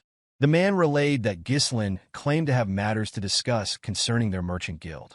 Both Amelia and Bernar were startled by this unexpected development. The scene transitioned to the visitor's room, where Amelia entered and took a seat. Across from her sat Ghislain, dressed in a rough coat and holding a small flower. Ghislain greeted her cordially, but Amelia expressed her disapproval of his unannounced visit. She chided him for his lack of etiquette and manners. Smiling, Ghislain explained that he had come to present her with an early birthday gift. He placed the flower on the table, describing its pleasant fragrance and mentioning that he had acquired it from the nearby merchant guild. Ghislain added that he intended to purchase flowers from this guild moving forward, revealing its name as the Arctium Merchant Guild. Amelia listened, but appeared perplexed by Ghislain's remarks. Rising from her seat, she claimed not to understand his point and dismissed herself, stating that she would leave now that she had received his gift. However, as she turned to depart, Ghislain, his gaze cold and unyielding, asked her to sit back down. The energy radiating from him startled Amelia. She froze momentarily, unable to reconcile the powerful presence before her with the timid young man she had once known, who could barely speak in her presence. Ghislain lifted the tea in front of him, addressing Amelia directly. He informed her that he had no intention of wasting her time and revealed his need for 10,000 gold. Amelia, taken aback, struggled to believe that Ghislain had appeared so suddenly, only to request such a large sum of money. She questioned whether this request was sanctioned by his father, but Ghislain assured her that his father had no involvement in the matter and asked her to simply provide the money. With a calm demeanor, Ghislain poured the tea onto the floor. Smiling, He remarked that Amelia had never intended to marry him. The statement left her momentarily stunned. Ghislain continued, explaining that it would be disastrous for her if word spread about her secret efforts to build power, particularly in the midst of a fierce succession struggle. As he spoke, Amelia's cat leapt onto the table and growled at him. Amelia dismissed his remarks as a poor joke, but Ghislain assured her that her secret was safe with him, for now. However, he warned that his silence might not last if he left empty-handed. Amelia smiled coldly and told Ghislain that such a scenario would never occur. Without hesitation, she called for Bernar. The knight entered the room promptly, placing a hand over his chest as he greeted Ghislain. Recognizing Bernar, Ghislain recalled him as a loyal companion to Amelia and a skilled swordsman, capable of rivaling the finest sword in the north. Ghislain addressed Amelia directly, warning her that his death would spark a war. He asked if she could truly handle the consequences. Unfazed, Amelia responded that if a ruffian barged in, caused chaos, and was subsequently killed by her escort knight, that would be the story the world would hear. Smiling, she ordered Bernar to kill Ghislain. The knight drew his sword without hesitation, and Ghislain realized he had no choice but to take the situation seriously. Placing a hand on his sword hilt, Ghislain prepared to defend himself. Before he could act, Bernar smiled, catching Ghislain off guard. A sudden noise broke the tension as an assassin emerged from a knight's armor positioned behind Ghislain. The assassin aimed a strike at Ghislain's chair, but Ghislain quickly jumped to avoid the attack. As the assassin struggled to free his weapon, Ghislain delivered a powerful kick to his chest, sending him crashing through the window. Both Amelia and Bernar were visibly stunned by the display. Turning back to his hosts, Ghislain expressed disbelief at Amelia's feigned politeness while orchestrating a surprise attack. Picking up his sword, he remarked sarcastically on the poor hospitality. Without delay, he charged at Bernar, swinging his weapon. The knight managed to block the attack. With a cold glare, Ghislain questioned whether Rayfold County had forgotten the principles of chivalry. Bernar, unfazed, apologized mockingly. He reminded Ghislain that he had been the first to show disrespect by arriving unannounced and unsettling his mistress. Seizing Ghislain's sword, Bernar locked it in his arms and declared that courtesy was unnecessary for someone like him. As Bernar moved to attack, Ghislain evaded the strike with ease. Jumping into the air, Ghislain delivered a strong kick that forced Bernar to retreat, creating space between them. Bernar had heard rumors that Ghislain was all talk and lacked skill, but the man before him did not resemble a novice. Observing the exchange, Amelia demanded to know why her knight was fighting so conservatively. Angrily, she ordered Bernar to bring her Ghislain's head, reminding him that fulfilling such commands defined him as her sword. Upon hearing the command, Bernar assumed his stance and released his mana, daring Ghislain to step forward. Ghislain smirked, finding it absurd that a mere escort knight would presume to order him around. Bernar, unfazed, remarked that he was doing Ghislain a favor. He advanced swiftly, appearing in front of Ghislain in an instant. Swinging his sword with incredible speed, he caught Ghislain off guard. Although Ghislain managed to dodge the strike, Bernar's blade still grazed his face, leaving a shallow cut. Ghislain was stunned by the knight's speed and precision. Bernar pressed his advantage, launching a series of fierce attacks. Ghislain struggled to parry each strike, the ferocity of the blows forcing him on the defensive. Observing the duel, Amelia was equally surprised and unsettled. She had not expected a so-called weakling like Ghislain to hold his own against Bernar. Despite the display, Amelia remained confident in her knight's superior skill. Ghislain managed to block another strike, locking Bernar's sword in place and moving his blade dangerously close to the knight's neck. Before he could land a decisive blow, Bernar skillfully pulled his sword back and trapped Ghislain's weapon with his arm. Countering swiftly, Bernar attacked with the same technique he had used earlier. Ghislain smirked, recognizing the maneuver and attempting to disarm Bernar as he had before. However, this time, the outcome was different. Ghislain quickly realized that Bernar's body had been reinforced with mana, allowing him to maintain his grip. Bernar calmly informed Ghislain that his trick would not work twice. Seizing the opportunity, Bernar slammed Ghislain to the ground and rushed forward to capitalize on the advantage. Ghislain, recovering quickly, deflected the oncoming strike and leaped backward, creating some distance between them. Assessing the situation, Ghislain deduced that Bernarf's use of mana had given him a significant physical edge. Bernarf took note of his opponent's resilience, remarking that Ghislain was far removed from the rumors. He acknowledged that one could truly understand an opponent's capabilities only by engaging in combat. Analyzing Ghislain's technique, Bernarf observed that his swordsmanship lacked the structure of formal training, appearing instead to have been honed through real combat experience. With a confident expression, Bernarf inquired if Ghislain had fought the barbarians so frequently that he had adopted their chaotic style. Tossing Ghislain's sword aside, Bernarf declared that such methods were only effective on the battlefield and that Ghislain's deviation would end now. Breathing heavily, Ghislain silently admitted the difficulty of the battle. Bernarf's precise thrusts, aimed narrowly at vital points, disrupted Ghislain's sense of timing and distance. At close range, Bernarf's larger frame and refined techniques created an overwhelming advantage. Ghislain realized that Bernarf was an opponent beyond his current level.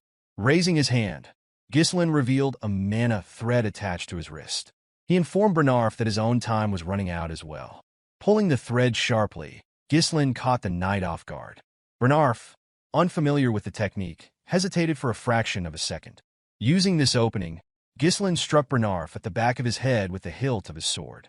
As Bernarf staggered, his stance faltered, and Ghislain advanced. Delivering a powerful knee strike to Bernarf's face, Ghislain left the knight disoriented. Bernarf, confused and unable to process what had just transpired, could not fathom how Ghislain had managed to position his weapon so effectively. Amelia called out to Bernarf, but Ghislain immediately raised his sword and launched an attack. To Ghislain's surprise, Bernarf managed to block the strike and countered by pushing him back with his own blade. Despite the force, Ghislain held his ground. Observing the intensity of the battle, Bernarf turned to Amelia and urged her to leave the room, stating that he could no longer guarantee her safety. With a determined expression, the knight declared that he would now give his best effort. Ghislain, unfazed, smirked coldly and remarked that this was precisely what he wanted, admitting that it had been a long time since he had faced such an entertaining opponent. The narrative shifts to Amelia, who was fleeing the room with her cat. Anger simmered within her as she reflected on the humiliation Ghislain had caused her. She questioned how he had learned about the merchant guild, suspecting someone had leaked the information. It seemed impossible for him to know such details without inside help. As she ran, Amelia begrudgingly acknowledged that the rumors of Ghislain slaying orcs and rescuing his younger sister from assassins were likely true. Despite this realization, she still believed that much of his reputation was due to luck or exaggeration. Turning a corner, Amelia expected to find the guards she had stationed there. Instead, she was met with a shocking sight. Her guards lay unconscious on the ground, and a hooded woman stood amidst them. The woman turned and greeted Amelia with a smile, remarking on how long it had been since their last meeting. Under the hood, the woman was revealed to be Belinda. Startled, Amelia demanded to know why the maid was there. Before she could react further, Belinda moved with incredible speed, appearing beside her with a blade pressed to her neck, ordering her to remain silent. Amelia froze in disbelief at the blade against her throat. Belinda's gaze settled on the spider, still clinging to Amelia's lip switch. With practiced ease, Belinda removed the spider. Smiling, she revealed that she had overheard Count Perdium and Count Rayfold during the engagement ceremony.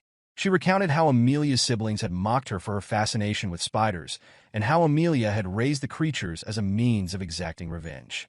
Belinda then questioned why Amelia continued to wear a spider, suggesting it could either symbolize overcoming her trauma or a display of defiance. Without waiting for an answer, she tossed the spider to the ground and crushed it underfoot. With a satisfying crunch, she declared that it did not suit her. With an unsettling calm, Belinda urged Amelia to cooperate. The scene shifted back to the room where Ghislain and Bernar continued their fight. Ghislain noticed a change in the air, sensing the overwhelming mana Bernar was now releasing. Bernar addressed Ghislain, recalling his earlier remark about being an entertaining opponent. With disdain, he declared that only a lowly mercenary would speak in such terms. He dismissed Ghislain as unworthy of calling himself a noble like his mistress. Ghislain, taken aback, countered with a sharp reminder that Bernar was merely an escort knight. He firmly warned Bernar not to question his nobility. Bernar rushed forward, launching a series of rapid attacks against Ghislain. Despite the knight's incredible speed, Ghislain managed to block the strikes, though it became increasingly difficult. With a stern expression, Bernar admonished Ghislain to uphold the dignity of nobility. As he spoke, his attacks intensified, reaching a level far beyond what Ghislain had encountered earlier. Each blow pushed Ghislain further back, testing the limits of his endurance. Frustrated, Ghislain growled that enough was enough. Using his sword, he deflected Bernar's blade and attempted to pierce his opponent's head. However, Bernar intercepted the attack skillfully, bending Ghislain's sword away and forcing him to retreat. With a swift counter, Bernar thrust his blade forward, landing a strike on Ghislain's shoulder. To the knight's astonishment, Ghislain had intentionally taken the hit, using the impact to push the blade aside and create an opening. Capitalizing on the moment, Ghislain launched a counterattack, but Bernar managed to block it in time. Realizing the danger of underestimating his opponent, Bernar maintained his guard, locking down Ghislain's sword and kicking him away. He remarked that this was the difference between a true warrior and one who wields a sword for mere entertainment. Ghislain, breathing heavily, couldn't help but find the battle exhilarating despite the mounting pressure. Bernar's overwhelming speed, reach, and relentless attacks kept him in control of the fight. Any attempt by Ghislain to counter through close-quarter grappling was immediately neutralized. In a binding clash, Bernar deceptively locked their swords together, giving the impression that neither could break free. With Ghislain's current mana reserves, it was nearly impossible to overcome the knight's superior strength. The situation was dire, and Bernar appeared to have the upper hand. As Ghislain analyzed his predicament, Bernar charged again, forcing him to act decisively. Ghislain, preparing himself, acknowledged that the fight had to end soon. While Bernar had accounted for nearly every variable, he had overlooked one critical factor: Ghislain's unique mana cultivation technique. Drawing upon his third mana core, Ghislain unleashed an explosive surge of power and met Bernar head-on. When their swords clashed, Ghislain channeled his newfound strength, forcing Bernar's blade downward and disarming him with sheer force. The knight froze in disbelief, unable to comprehend how Ghislain had summoned such overwhelming mana mid-battle. Before Bernar could recover, Ghislain raised his sword to strike a fatal blow. At that moment, a voice interrupted, commanding Ghislain to stop. Turning, he saw Amelia standing nearby, fury etched across her face. She demanded that Ghislain take the 10,000 gold and leave immediately. Irritated, Ghislain lowered his sword and stepped back, remarking that it would have been far simpler if she had handed over the money when he had asked politely. Belinda, observing the scene, quipped that Ghislain's actions went far beyond what could be called a lover's quarrel. Ghislain, unfazed, replied that it was merely a difference in opinion. Approaching Amelia, he rested his sword on his shoulder and informed her that there was unfortunate news. With a calm but firm tone, Ghislain announced that the fee had now doubled to 20,000 gold. In the next scene, Amelia smashed a vase onto the floor, her frustration echoing through the room. Bernar stood beside her, bowing slightly as he apologized for his failure. He explained that Ghislain was far stronger than the rumors suggested, admitting that he had underestimated him. Bernar revealed that Ghislain had managed to release mana exceeding that of an advanced-level knight. Amelia, her expression darkening, stated grimly that Ghislain had changed. When Bernar cautiously suggested reporting this development to the Delphine Duchy, Amelia's reaction was swift. She slapped him sharply and grabbed his shirt, glaring at him with fury. She reprimanded him, asking if he truly understood the terror Duke Delphine inspired. Amelia explained that exposing the incident would spell their doom. The alliance with the Duke, formed secretly and without her father's knowledge, hinged on a covert agreement. The Duke had promised to support her rebellion in exchange for her assistance in toppling Perdium. Amelia added that her siblings would kill her if the agreement ever came to light. Her anger deepened as she considered the possibility that Ghislain might already know about the deal, given his knowledge of the merchant guild secrets. Turning to Bernar, she declared that Ghislain had to be eliminated, no matter the cost. Bernar readily accepted the directive. Amelia then inquired about the state of Ghislain's injuries. The knight explained that while he had inflicted light injuries across Ghislain's body and a heavier wound on his shoulder, Ghislain's use of explosive mana would likely leave him in poor condition for a time. Bernar cautioned that they could not use knights from their own territory, as doing so would leave a trail. Amelia nodded, acknowledging the constraint and reminding him of the reason she had trained a specific group of operatives. Immediately understanding her intent, Bernar asked if she intended to deploy the Wildcats. Amelia confirmed this, explaining that the Wildcats were composed of war orphans, outcasts, and those without status. Only the most naturally talented individuals proficient in mana were selected for this elite group. Amelia placed a flag on the map before her, marking a location, and instructed Bernar to send a dozen of the Wildcats there. She emphasized that only those skilled in mana manipulation should be chosen. Bernar understood her reasoning. The ravine she marked was the only narrow passage between Rayfold territory and Perdium County. Its remote location and restrictive terrain made it an ideal site for discreet operations. Bernar assured his mistress that he would prepare the Wildcats as instructed. Amelia, her expression resolute, vowed to repay Ghislain for the humiliation he had inflicted upon her. The scene shifted to Ghislain, who was seated in a carriage. Wrapping a cloth around his injured arm, he appeared deep in thought. Ghislain's senses prickled, and he wondered if Amelia was already planning her next move. Fergus, seated nearby, asked if he was all right. Ghislain assured him that he was fine, explaining that the cuts were not very deep. Reflecting on the recent battle, Ghislain acknowledged that he had pushed himself to his limits, but was satisfied with the outcome. The 20,000 gold he had obtained from Amelia was enough to cover the foundational funds needed to rebuild Perdium. For his territory, it was equivalent to years of accumulated savings. Despite his earlier anger, Ghislain had decided against killing Amelia, knowing that her death would have inevitably triggered a war, one his county could not afford at the moment. Ghislain understood that he could not risk the safety of his territory for the sake of his whims. Perdium was already struggling to handle the barbarian threat, making it wiser for him to retreat for now. The knowledge he possessed about the Arctium Merchant Guild would be enough of a burden on Amelia. As he put on his jacket, Ghislain resolved to make good use of Amelia's predicament. Belinda, observing her master's confident demeanor, asked if events were unfolding according to his plan. She reminded him of his earlier instructions to subdue the guards upon hearing fighting noises and to take Amelia hostage if she exited the room. Ghislain clarified that he had entrusted Fergus with those tasks. As he spoke, a wave of pain coursed through his body, causing him to spit blood. Alarmed, Belinda and Fergus quickly moved to his side. Ghislain realized that the pain was the recoil from using and opening his third mana core. Although the current discomfort was less severe than before, it remained a significant burden. He acknowledged that this would be troublesome to endure every time he accessed his power and concluded that he needed to find a way to increase his mana capacity. While he was lost in thought, Belinda grabbed his hand and took out a large needle coated with mana. She noted that the flow of his mana was chaotic and unbalanced. Without hesitation, she began applying the needle to various points on his hand. Ghislain was startled by the sensation, feeling something being released from his body. Exhaling sharply, he noticed that his tangled mana pathways had opened slightly.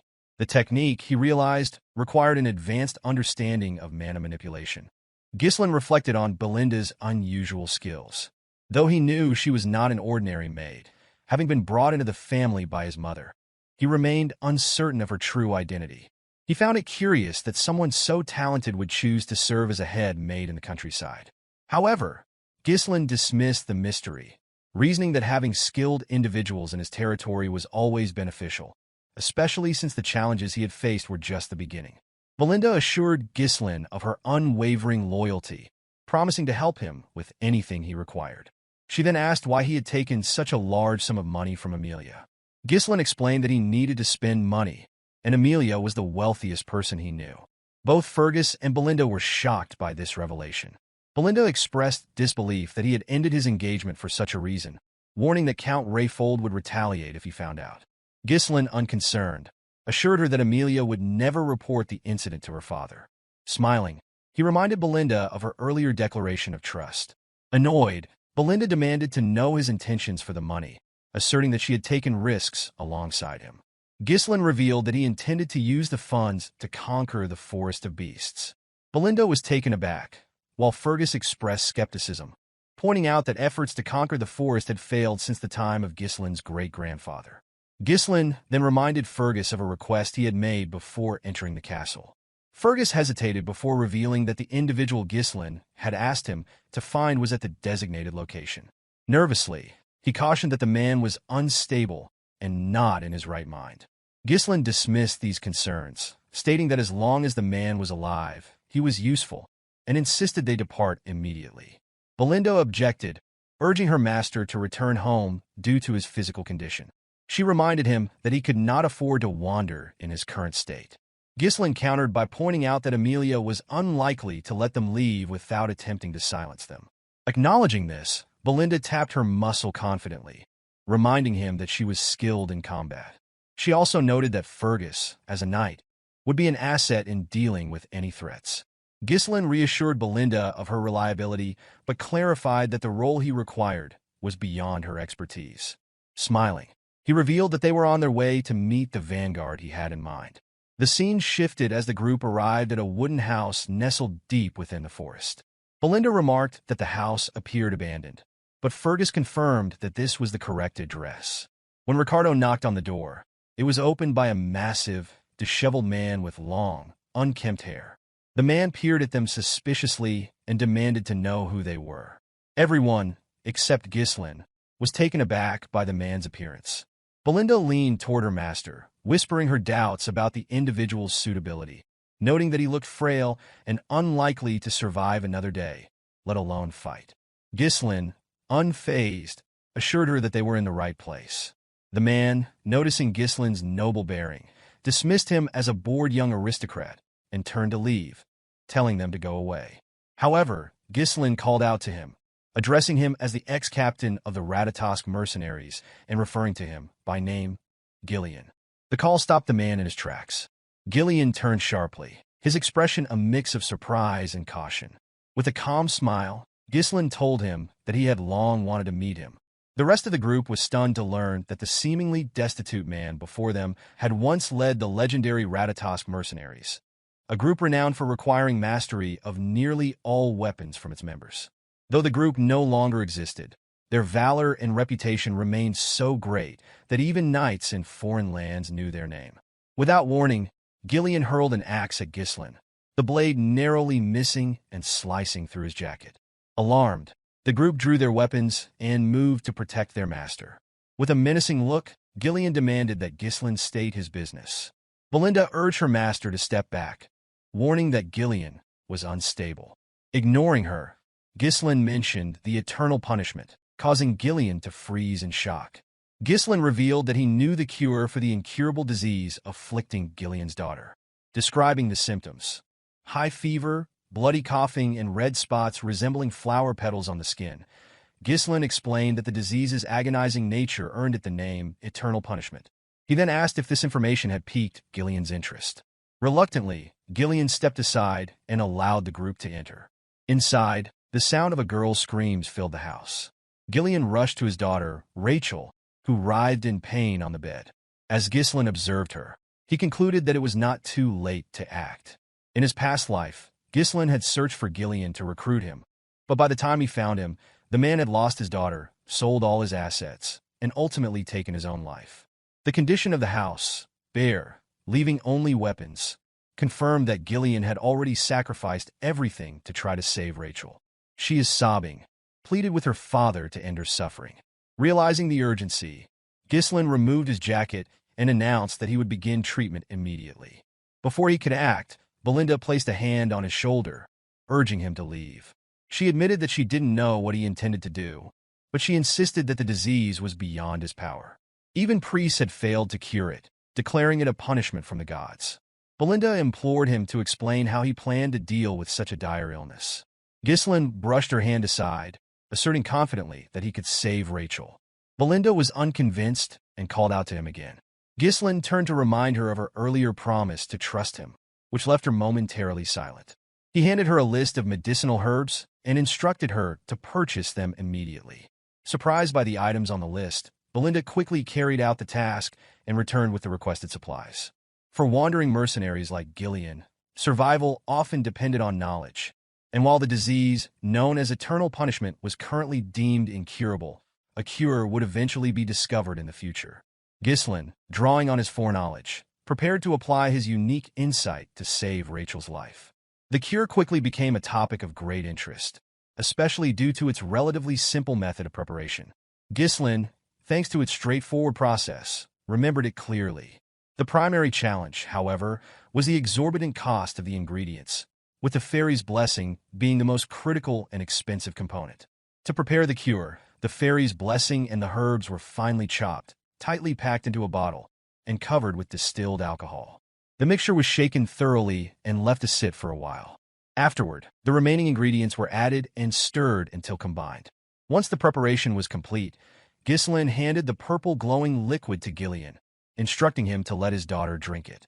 Desperation left Gillian with no alternative. He quickly fed the liquid to his daughter, Rachel. Almost immediately, the red spots on her face began to fade, leaving everyone in the room astonished. The group could barely comprehend what they were witnessing. Gillian, more shocked than anyone, stared in disbelief at the visible transformation. Ghislain, calm and composed, remarked that the outcome was as expected. With a trembling voice, Gillian asked Ghislain how he had accomplished this, pointing out that even holy power had failed to cure her. Ghislain explained that divine power was not omnipotent. While it could enhance the body's vitality and regenerative capabilities to aid in combating illnesses, it was fundamentally different from a cure. Gillian's hands trembled as he grabbed Ghislain and desperately asked if his daughter could truly be healed. Ghislain reassured him that Rachel would be fully cured within a few months. Overwhelmed, Gillian stepped back and bowed his head in gratitude, acknowledging that Ghislain must have come to this remote place with a purpose. He confessed that all he had left was his body and offered to become Ghislain's servant or even his dog if that was what he desired. Ghislain dismissed the man's offer, stating firmly that he wanted neither a slave nor a servant. Instead, he declared that he sought the captain of the Ratatosk mercenaries. As Gillian raised his head, he noticed something extraordinary. Ghislain's eyes shone with the ambition of a dreamer. Inspired, Gillian stood up and grabbed an axe, using it to cut off his long ponytail. The group watched in awe and fear as the man's demeanor transformed. Without the ponytail, Gillian looked like an entirely different person, more alive, determined, and ready to act. Moving toward his weapons, Gillian asked if there were others accompanying Ghislain or if anyone might come looking for him. Ghislain confirmed that his group was the only one present. Gillian then inquired whether Ghislain had enemies, to which Ghislain admitted he did and added that he would likely gain more in the future. Gillian picked up a spear and wrapped a rope around it. With swift precision, he hurled the spear through the wooden wall of the house, sending it deep into the forest outside. The force destroyed part of the wall, and the group watched as the spear found its target. Gillian pulled the spear back toward him using the rope, demonstrating his formidable skill. The scene left everyone in the room silent, their awe at Gillian's transformation evident. As the spear re-entered the house, it became clear that Gillian had spear-fished an assassin. The weapon had struck the figure directly in the chest, leaving him struggling to free himself. Without hesitation, Gillian grabbed the assassin by the neck and demanded to know who had sent him. The assassin, revealed to be a member of the Wildcats, appeared stunned that Gillian had detected him. Gillian turned to Ghislain, asking what he wanted to do with the captive. Ghislain, already suspecting who had sent the assassin, placed his hand on his sword, but remarked that he had no desire to draw it again that day. Gillian intervened, placing a hand on Ghislain's hilt to stop him. Smiling faintly, he assured Ghislain that he would handle the matter. With a swift motion, Gillian snapped the assassin's neck, killing him instantly. Bowing respectfully, he turned back to Ghislain. Belinda, watching the scene unfold, was shaken by Gillian's lack of hesitation in killing. She struggled to understand why her master would want to recruit someone so dangerous. Kneeling before Ghislain, Gillian swore his loyalty, pledging to place his life in Ghislain's hands.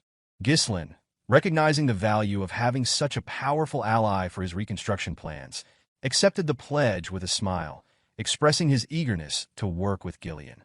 The narrative shifted to a cabin deep in the woods, where a group of wildcats was gathered. A trafficker reported to the group that one of their members had been killed. The news caused shock and unrest among the group, prompting their leader, Vigo, to demand silence. Apologizing for the commotion, the traffickers explained that Bernar had assured them that Ghislain would neither locate their reconnaissance unit nor be capable of killing them. Vigo questioned whether the reconnaissance team had made mistakes or been given bad intelligence. One of his subordinates, trembling, revealed that Gillian had joined Ghislain's group. Startled, Vigo grabbed the subordinate by the neck and demanded confirmation. The man nervously insisted he was certain, recounting that he had seen it with his own eyes. Hearing this, Vigo smiled, expressing satisfaction that his former captain was finally taking action.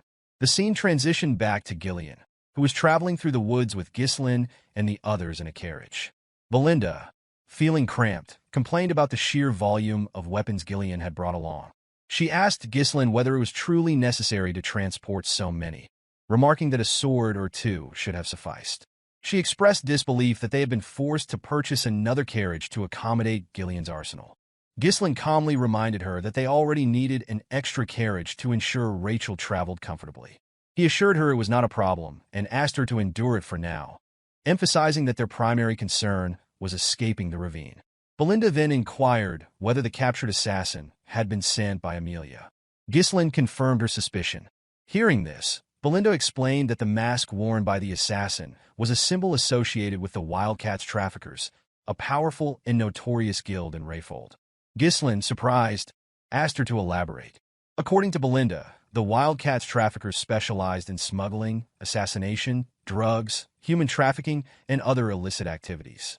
Comprised of skilled former mercenaries, the guild wielded significant combat power and was regarded as a shadowy and dangerous organization. Ghislain, curious, asked how Belinda had come to know this information despite spending most of her time in the castle. The maid revealed that she had learned about such matters before entering her role as head maid. She urged her master to exercise caution, emphasizing the Wildcats' persistence and ruthlessness. Ghislain, smiling confidently, assured her that he would be fine, reminding her that they had Gillian on their side. Immediately after the statement, something emerged from the ground after the carriage passed by. The figures began chasing the carriage, and Gillian sensed their presence. As the figures closed in, they leapt out of the ground, revealing themselves to be wildcats. The wildcats launched an attack on Gillian, catching him off guard with their ambush. He responded swiftly, drawing both an axe and a sword to block their assaults. With precise movements, he severed one's hand using the axe and then drove it into the chest of another. Before the injured wildcat could retaliate, Gillian ripped his head apart, and both bodies fell lifeless to the ground. As the men fell, their remaining allies released ropes that triggered massive trees to drop onto the carriage. Gillian, surprised by the trap, heard Belinda warn that the trees could crush them. Reacting quickly, he seized the ropes and slowed the horses, narrowly avoiding disaster. However, the path was now obstructed. Ghislain remarked that he had anticipated the ambush. Nearby, wildcat traffickers began to close in, and one of them, Vigo, addressed Gillian directly. He referred to Gillian as the former captain of the Ratatosk mercenaries, a title that visibly startled him. Vigo accused him of cowardice, claiming he had disbanded the entire group for the sake of his daughter. Stepping down from the carriage, Gillian denied any knowledge of the accusations. Vigo, visibly irritated, countered by blaming Gillian for the life he had been forced to endure. He questioned whether Gillian had grown so senile that he couldn't recall his past comrades. Gillian offered no response, which further convinced Vigo that he was feigning ignorance. With a smirk, Vigo declared that he would force Gillian to remember and commanded his men to attack. The attackers advanced quickly, prompting Ghislain to offer his assistance. Gillian, however, declined, stating that Vigo clearly had personal business with him. He assured Ghislain that he could handle the situation alone. Before the wildcats could strike, Gillian infused his axe with mana and dispatched 4 attackers in a single, devastating swing. The sight of this stunned the remaining assailants, who surged forward in a renewed attack. Drawing his short sword, Gillian struck down the first who approached with his axe, stabbed the second through the neck, and cleaved the third in half after deflecting their strike. Vigo observed these feats with little surprise, recognizing that Gillian's strength had not waned. He instructed his men to split into 2 groups and encircle Gillian.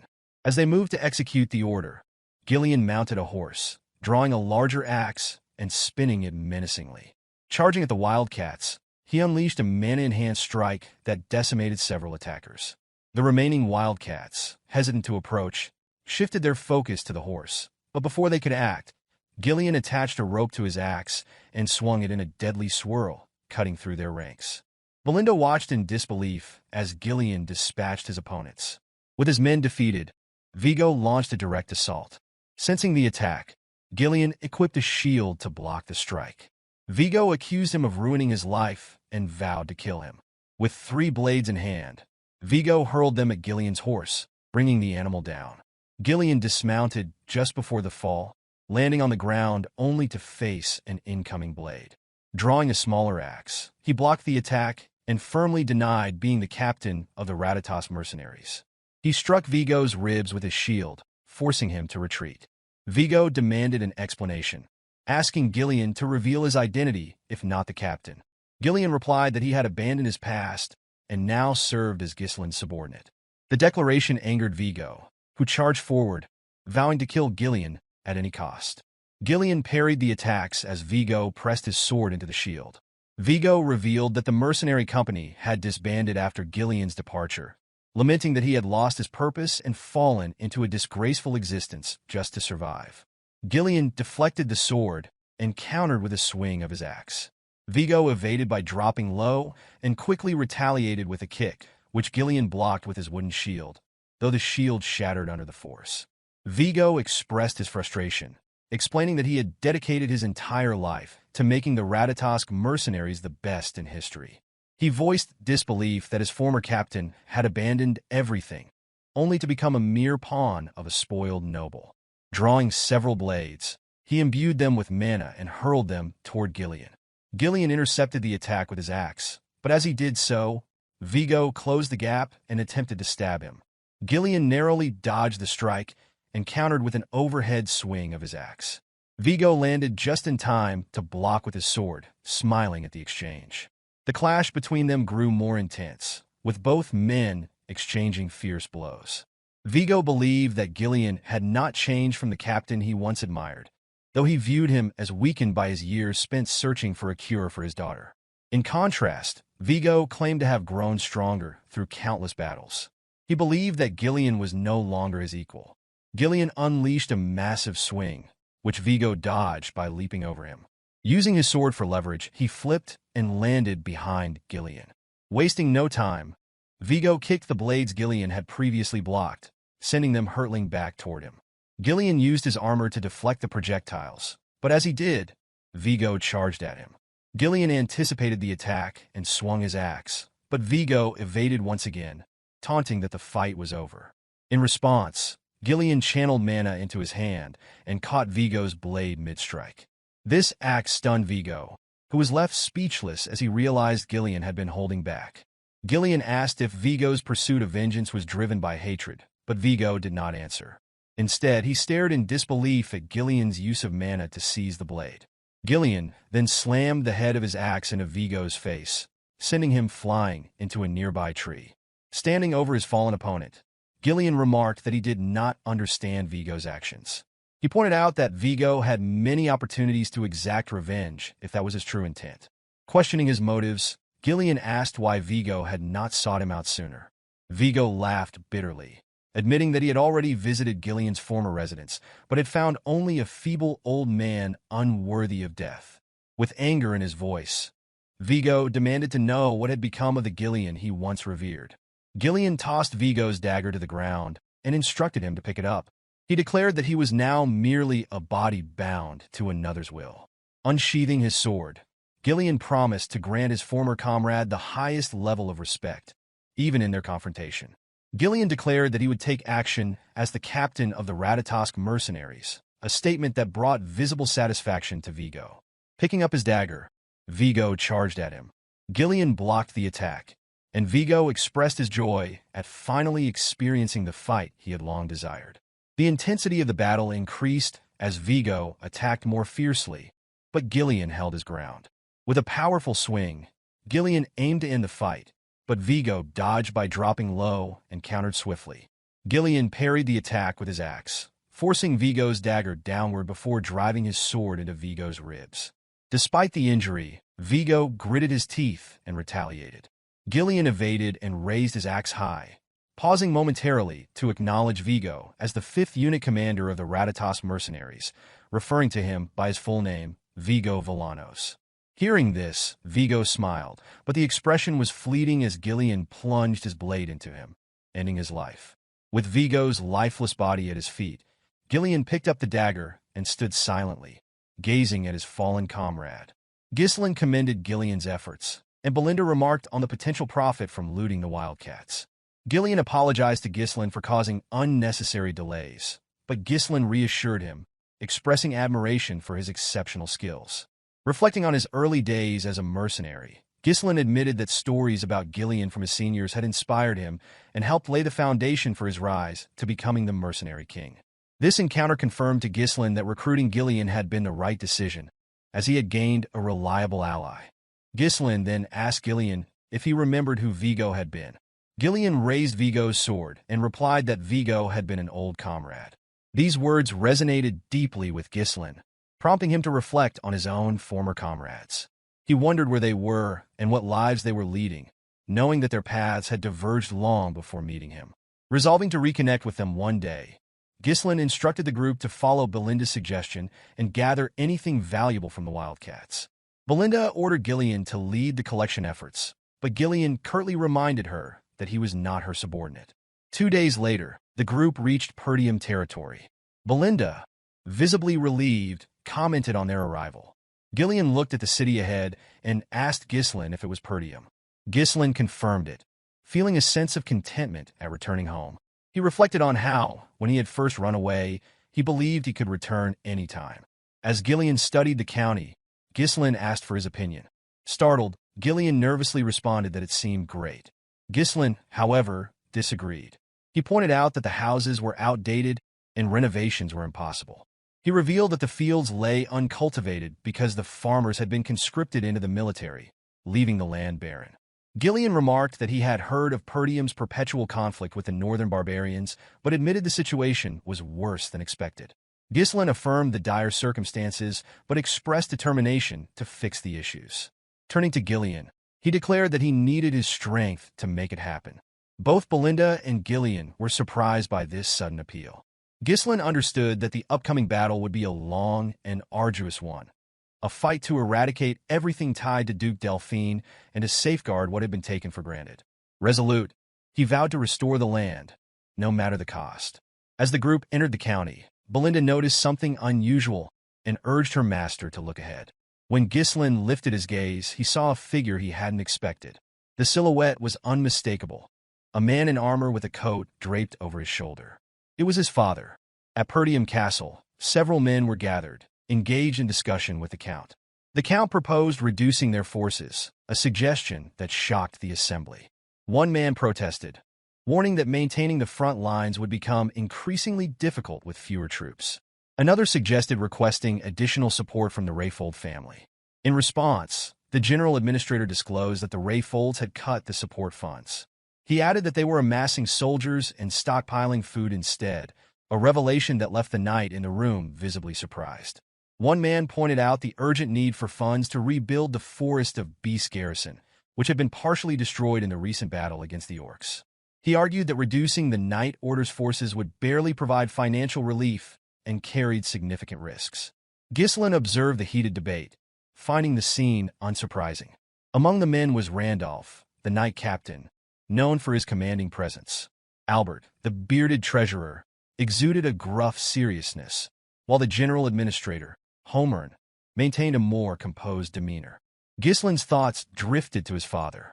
Though only a few months had passed since their last meeting as the young Lord of Perdium, for Ghislain, who had lived decades as the Mercenary King, the time felt far longer. Addressing his father directly, Ghislain welcomed him back home. Count Zwalter Perdium, Ghislain's father, found his son's words unusual, given their typically formal interactions. As a child, Ghislain had disliked his father's stern and serious nature, but now he saw the weight of countless burdens etched into the Count's shoulder, the exhaustion and responsibility of governing the land. Sipping his tea, Zwalter remarked that he had heard of Ghislain's absence from the castle for a week. Ghislain explained that he had visited the Rayfolds. The Count inquired if he had caused any trouble during his visit, to which Ghislain reassured him that he had not. Albert, the treasurer, interjected, mentioning rumors of a duel Ghislain had won against Cain. along with a significant sum of money. Albert, skeptical, questioned if the young lord had gone to Rayfold to gamble. Ghislain, irritated by the suggestion, clarified that his trip had been an investment-related visit and that he had conducted business with Amelia. Moran, the general administrator, advised Ghislain to be mindful of his actions, reminding him of his future responsibilities as the next ruler of Perdium. Ghislain, maintaining a calm demeanor, acknowledged the reminder but assured Moran that there was no need for concern. Moran grew increasingly frustrated as it became evident that Ghislain was disregarding his advice. His concern only deepened as a result. Zwalter set his tea down and intervened, instructing his subordinates to stop. Turning to his son, he remarked that he had heard about some good trouble Ghislain had caused during his absence. Ghislain, puzzled, waited for clarification. Zwalter then asked if it was true that Ghislain had executed Jamal and Philip for attempting to sell Elena. The mention of those disloyal knights surprised Ghislain. Randolph, the knight captain, interjected with skepticism, insisting that it was impossible for Ghislain to have defeated the two knights alone. He speculated that they must have turned on each other and that Ghislain merely delivered the final blow. Ghislain understood the captain's disapproval. Despite their treachery, the fact that knights had died at Ghislain's hand troubled Randolph. To avoid conflict, Ghislain chose to go along with Randolph's version of events. Randolph, with a smug expression, declared that his assumption had been correct. Zwalter, however, praised his son for his actions, much to Ghislain's astonishment. The Count dismissed the details of how the knights had been dealt with, stating that the only thing that mattered was Elena's safety. For the first time, Ghislain received a genuine compliment from his father. Encouraged, he informed Zwalter that he had a request. Zwalter, surprised by the declaration, listened as Moran cut in, warning Ghislain to stop if he intended to ask for money. Randolph agreed, citing all the trouble Ghislain had caused in the past. With visible irritation, the captain listed incidents such as selling military provisions for gambling funds, setting the front gate on fire to grill an army horse, and melting down armor to forge a useless, legendary sword. Ghislain couldn't refute the accusations. Though he didn't recall these events clearly, he knew he was likely responsible. Ghislain clarified that he wasn't asking for money, but simply needed his father's permission. Zwalter asked what the request entailed, and Ghislain revealed that he wished to pioneer the Forest of Beasts. The announcement shocked everyone present. Ghislain, unfazed by their reactions, smiled confidently. Later, in his bedroom, Ghislain recounted the encounter with amusement, sharing that his father had denied his request. According to him, Zwalter had reacted with alarm and began yelling at him. Belinda, unsurprised, commented that the response had been predictable. She explained that the forest was teeming with dangerous monsters and that there was nothing to gain from such a venture. Ghislain then asked Gillian if he had heard the plan from Belinda. Gillian confirmed that he had, recounting Ghislain's intention to fund the endeavor using the money received from Amelia.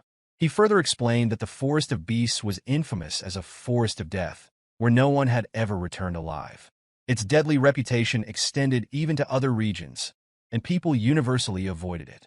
With a calm smile, Ghislain assured his guard that he was well aware of the forest's dangers. Ghislain explained that there was nothing to gain by delaying their departure any further.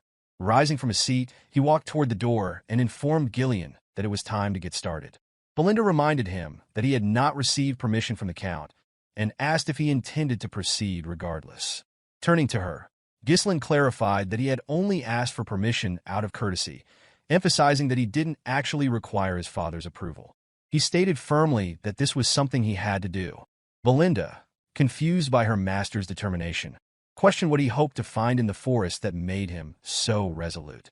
Ghislain deflected, promising to explain later. He knew revealing the truth now could be disastrous if word spread. The forest held the key to massive wealth, a vein of runestone buried near its entrance. When infused with mana, or from this vein would produce runestones, a rare mineral highly coveted by mages. These stones were essential for crafting magical tools, including barriers, magic circles, scrolls, alchemy devices, and for conducting magical research. Their value was immense. In his previous life, Duke Delphine had discovered this vein, but in the present, only Ghislain held this critical information.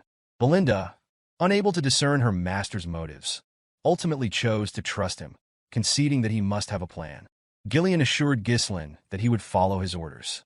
Ghislain instructed Belinda to visit the nearest guild and hire 200 mercenaries for the mission.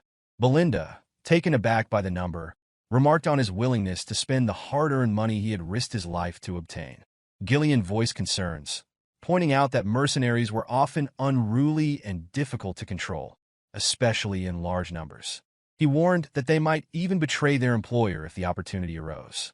Acknowledging the risks, Ghislain agreed, but explained that he and Gillian would personally select the most reliable individuals. Gillian asked for clarification, and Ghislain revealed that they were headed to the most skilled small-scale mercenary group in the north. Gillian, visibly uneasy, inquired if his master was referring to the Mad Dogs, also known as the Cerberus mercenaries. He explained that while the Mad Dogs were indeed skilled, they were infamous for turning on their employers if situations deteriorated.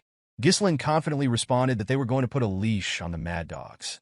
The scene shifted as Gillian led his master's horse up a hill toward the outskirts of the Zimbar territory, where the Cerberus mercenaries were based. One of the mercenaries spotted the pair approaching from a distance and alerted his colleague.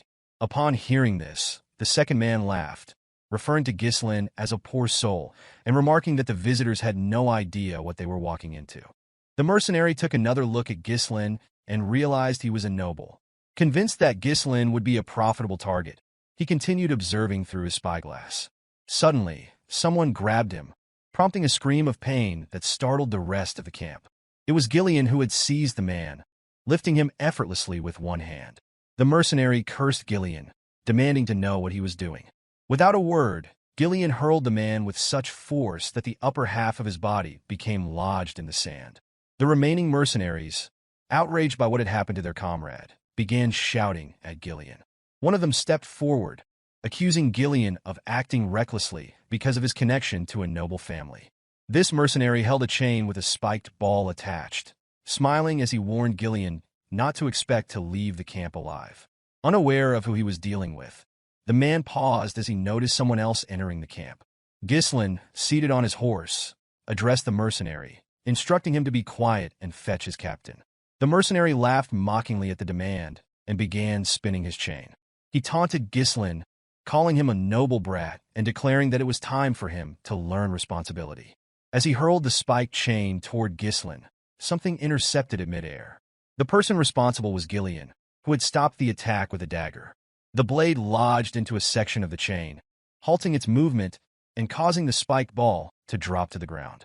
The mercenary, shocked by the display, watched as Gillian twisted the dagger into the chain to disable it further. Ghislain smiled at the scene, remarking that words alone would not suffice. He instructed Gillian to handle the situation, but warned him to ensure no fatalities. Gillian acknowledged the order, took hold of the chain, and yanked the mercenary toward him with ease. The man flew helplessly in Gillian's direction, and as he came close, Gillian struck him in the stomach with the spiked ball.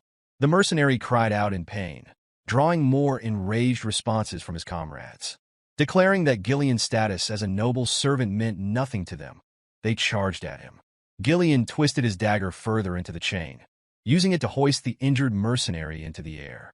He then threw the man into the group of attackers, scattering them as they collided with their fallen comrade. The remaining mercenaries, stunned by Gillian's strength and precision, hesitated as Gillian turned to glare at them. His piercing gaze sent fear through their ranks. Ghislain dismounted his horse and addressed the group, demanding to know how much longer they intended to keep him waiting. He ordered them to fetch their captain immediately.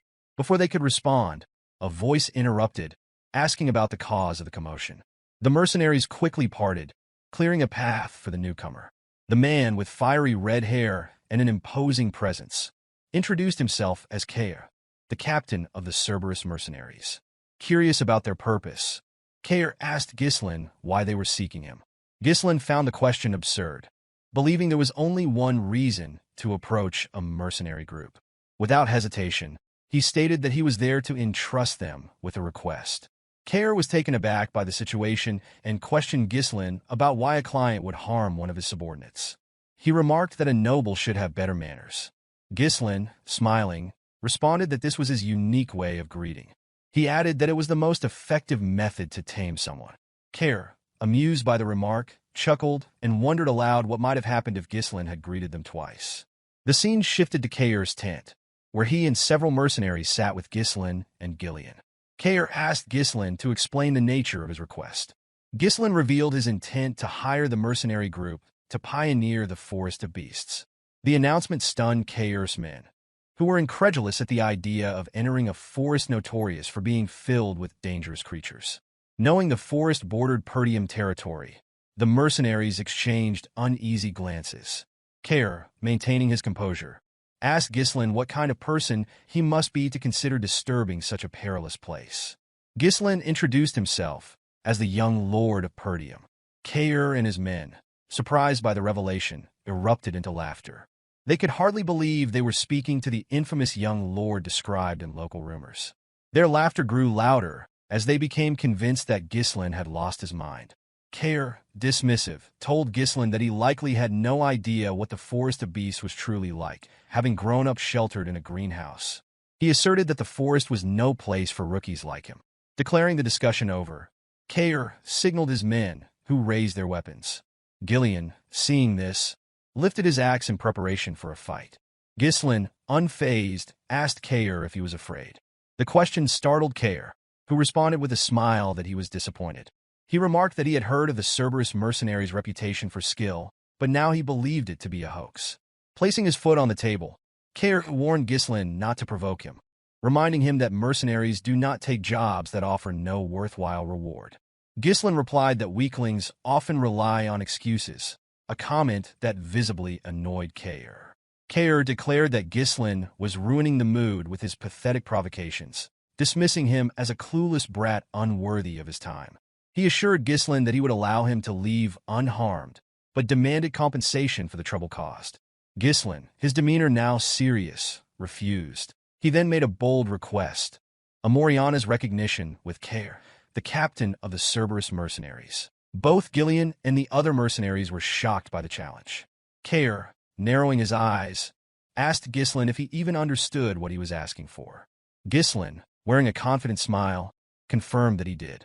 He explained that Moriana's recognition was a traditional mercenary duel, bound by specific rules. Each participant used only a single dagger, with one arm tied to their opponent's. The use of mana was strictly forbidden, and stepping outside the designated small circle counted as a loss. The match thrust both participants into a brutal, life-or-death struggle, confined within a small space that limited their movements. Often, the duel resulted not only in the death of the loser, but sometimes even the victor. Ghislain explained to Kair that the terms of the match required the loser to admit defeat without reservation and submit completely to the winner, effectively becoming the winner's subordinate or dog. He then asked Kair how he felt about the bet. Gillian, observing his master, was puzzled by how a noble could be so familiar with such a crude mercenary tradition. Among mercenaries, rejecting Amoriana's recognition was seen as an admission of weakness, making refusal virtually impossible. Kair began laughing maniacally, his expression turning unsettling. Addressing his subordinates, he mockingly announced that they had a bold young noble who wanted to prove himself by mercenary standards. Encouraged by their captain, the mercenaries laughed along, amused by the absurdity of the situation. The scene shifted outside, where Ghislain and Kair stood ready for the duel. Their arms were tied together, and each was handed a dagger. Kair removed his jacket, revealing his imposing physique. The mercenaries cheered for their captain, shouting for him to kill the insolent noble. Kair, believing Ghislain had learned about the tradition from somewhere and was attempting to bluff his way through, told him there was no turning back now. Pulling Ghislain closer with a binding, Kair confidently stated that he had participated in this type of duel 5 times before. Returning to his starting position, Ghislain pulled Kair toward him and, with a cold, condescending gaze, revealed that he had completed this type of duel over 100 times. The captain was visibly shocked by the claim. At the signal to begin, both men charged at each other with their daggers, narrowly dodging each other's initial strikes. They swung again, their movements precise, though neither landed a blow. Ghislain pressed forward with greater strength, forcing Kair to block his attacks. Seizing an opening, Kair yanked Ghislain toward him and attempted to stab him from behind. Ghislain, unable to see the blade clearly, blocked each strike with skill. As Kair missed an attack, Ghislain bent his head to avoid it and countered swiftly. Kair managed to evade and retaliated by pulling Ghislain close and delivering a heavy kick to his leg. The force of the blow was jarring, but Ghislain endured it. Kair, surprised by Ghislain's resilience, acknowledged that he was performing better than expected. He expressed disbelief at Ghislain's claim of having participated in over 100 Moriana's recognitions, remarking that most mercenaries never experience even one in their lifetime. Charging at Ghislain again, Kair mocked him, advising that he should at least make his bluffs more convincing. This time, he didn't give Ghislain any opportunity to counter. The Cerberus mercenaries, delighted by the display, encouraged their captain to finish Ghislain off. However, their cheers subsided under Gillian's intense glare, silencing them instantly. Gillian, observing the fight, recognized the severity of the situation. The circle was so small that it barely accommodated one person lying down. With no mana or external force allowed, the duel demanded complete reliance on physical skill and strength alone. Another significant challenge in the duel was the size difference and restricted movement due to the tied hands, which left Ghislain at a disadvantage. He could barely evade or block Kair's relentless attacks, while Kair had ample opportunity to dominate and control the fight. Gillian, observing closely, rested his hand on his axe, prepared to intervene if the situation turned dire. Kair seized Ghislain's arm and pinned him down before swinging his dagger toward him. Ghislain evaded the strike by jumping to the other side, landing unsteadily. Upon landing, he felt a sharp pain surge through his leg, the same leg that had absorbed Kair's earlier attack. Without the protection of mana, the accumulated damage was beginning to take its toll. Kair noticed Ghislain's pained expression and smirked. Mockingly, he remarked that Ghislain looked pale and asked if he had already reached his limit. Kair then intensified his assault, driving Ghislain into a desperate defense. Despite his disdain for nobles, Kair acknowledged that Ghislain showed more determination than most. However, he remained convinced that Ghislain lacked skill and believed he had deciphered his strategy, deflecting dagger strikes while absorbing less harmful blows with his body. Yet Kair also understood the harsh reality of Moriana's recognition. Without mana, every attack inflicted accumulating damage. He could see that the strain was evident in Ghislain's movements and facial expressions. Relishing the struggle, Kair spun his dagger and charged. Ghislain blocked the attack, but was immediately forced to dodge as Kair swung his dagger toward his head. Ghislain bent low to avoid the strike and attempted to counterattack from below, but Kair blocked it easily. Kair dragged Ghislain's arm to the side, pinning him again, and delivered a brutal kick to his already injured leg. Ghislain winced in pain, and Kair, noticing his reaction, assumed victory was at hand. Raising his dagger, Kair commanded Ghislain to prepare to die. His subordinates erupted in cheers at the apparent conclusion. From the sidelines, Gillian gripped his axe, ready to intervene and rescue his master. However, before Kair could deliver the finishing blow, Ghislain smiled. With a sudden burst of agility, he dodged the dagger by lowering himself even further, a move that stunned Kair. Taking advantage of the opening, Ghislain shifted to the side and delivered a precise cut near Kair's ribs. The strike left Kair momentarily stunned, and gasps erupted from the gathered mercenaries. Even Gillian was shocked by the turn of events. Enraged, Kair charged at Ghislain, but Ghislain moved low again, evading the attack with remarkable skill. This time, he countered with a slash to Kair's chest as he passed. The mercenaries stood in disbelief. Their captain, who had been dominating the fight and tossing Ghislain around earlier, was now wounded twice. They shouted for Kair to demonstrate the strength of a true mercenary. Meanwhile, Gillian watched with astonishment at his master's movements, realizing that Ghislain had far greater skill than he had anticipated. Kair swung his dagger at Ghislain's head, but Ghislain ducked low to avoid the strike.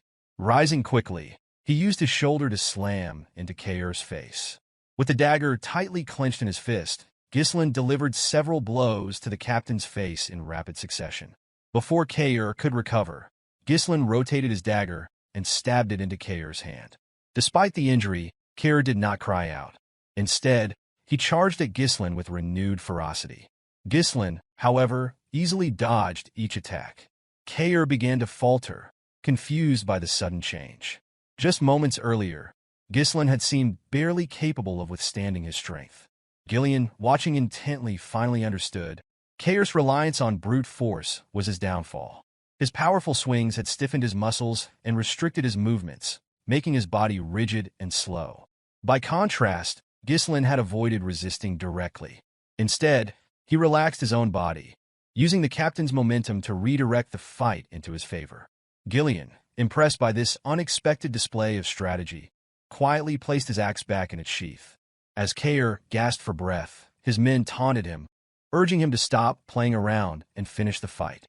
Ghislain commended Cair for his resolve, noting that many others in his position would have resorted to breaking the rules by using mana when cornered. Cair, smirking despite his exhaustion, replied that Ghislain spoke like someone who truly had fought in 100 Moriana's recognitions. He revealed that he had earned his position as captain through this very method, adding that mercenaries who broke the rules never survived long in their profession. Ghislain smiled at Cair's words, stating that he admired his spirit. Cair admitted that he was at a disadvantage in a direct confrontation, but pointed out that victory in Moriana's recognition was not limited to overpowering an opponent. He reminded Ghislain that stepping outside the circle was an automatic loss. With that, Cair grabbed Ghislain's arm, hoisted him into the air, and attempted to throw him out of the circle. Confident in his plan, Cair was certain that this would secure his victory. However, before Ghislain's foot could touch the ground, he tightened his grip on Cair's hand and pushed his legs upward, bracing against Cair's knees to stop his descent. Using Cair's body for support, Ghislain reversed the momentum, pulling Cair toward him.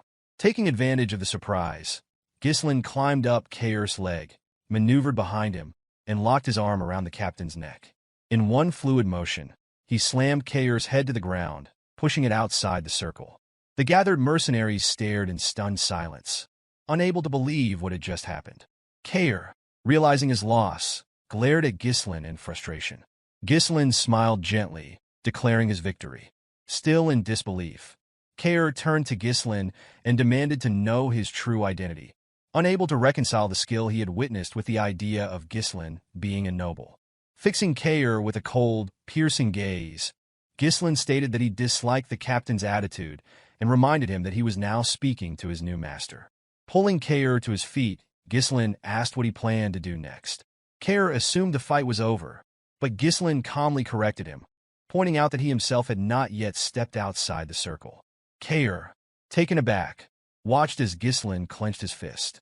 Ghislain announced that it was time to discipline his subordinate, signaling that the ordeal was far from over. Ghislain delivered a solid punch to Cair's face, knocking him to the ground. Cair quickly raised a hand, asking Ghislain to wait.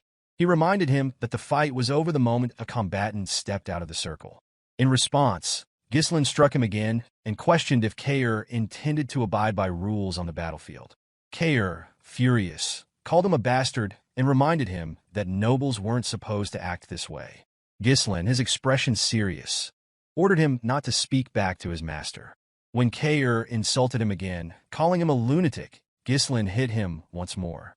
The punches continued, one after another, until Ghislain's hand was smeared with Cair's blood. The mercenaries, watching from the sidelines, grew uneasy. They had expected Ghislain to let their captain go after winning the duel, but instead, the beating continued. Cair, his face swollen and bloodied, begged Ghislain to stop. Ghislain pulled him to his feet and, with a cold gaze, reminded him that he had not yet stepped out of the circle. Cair, horrified, turned to his men and shouted for them to intervene and kill Ghislain. The mercenaries grabbed their swords, but before they could approach, Gillian unsheathed his axe. His commanding tone froze them in place as he warned that anyone interfering with his master's discipline would be killed. The mercenaries, seeing the deadly intent in Gillian's eyes, dared not move. Cair, trembling like a beaten dog, turned back to the young noble. Ghislain asked if he was finished, and Cair's only reply was laughter born of fear. He knew he had miscalculated. Another punch landed, pushing Cair back. For the first time, Cair's overconfidence had failed him. He had always seen nobles as pompous losers, arrogant, selfish, and easily manipulated with the right scare tactics. It was this attitude that had earned him the nickname Mad Dog, a title he relished. Yet now, the so-called Mad Dog was being thoroughly beaten by a noble he had underestimated. The mercenaries, visibly worried by their captain's condition, glanced at one another, unsure of what to do. Kair's face was swollen, his body bruised, and his strength depleted. Ghislain paused to assess Kair's injuries and then turned to the mercenaries. Breaking the silence, he ordered them to fetch water, bandages, and a towel.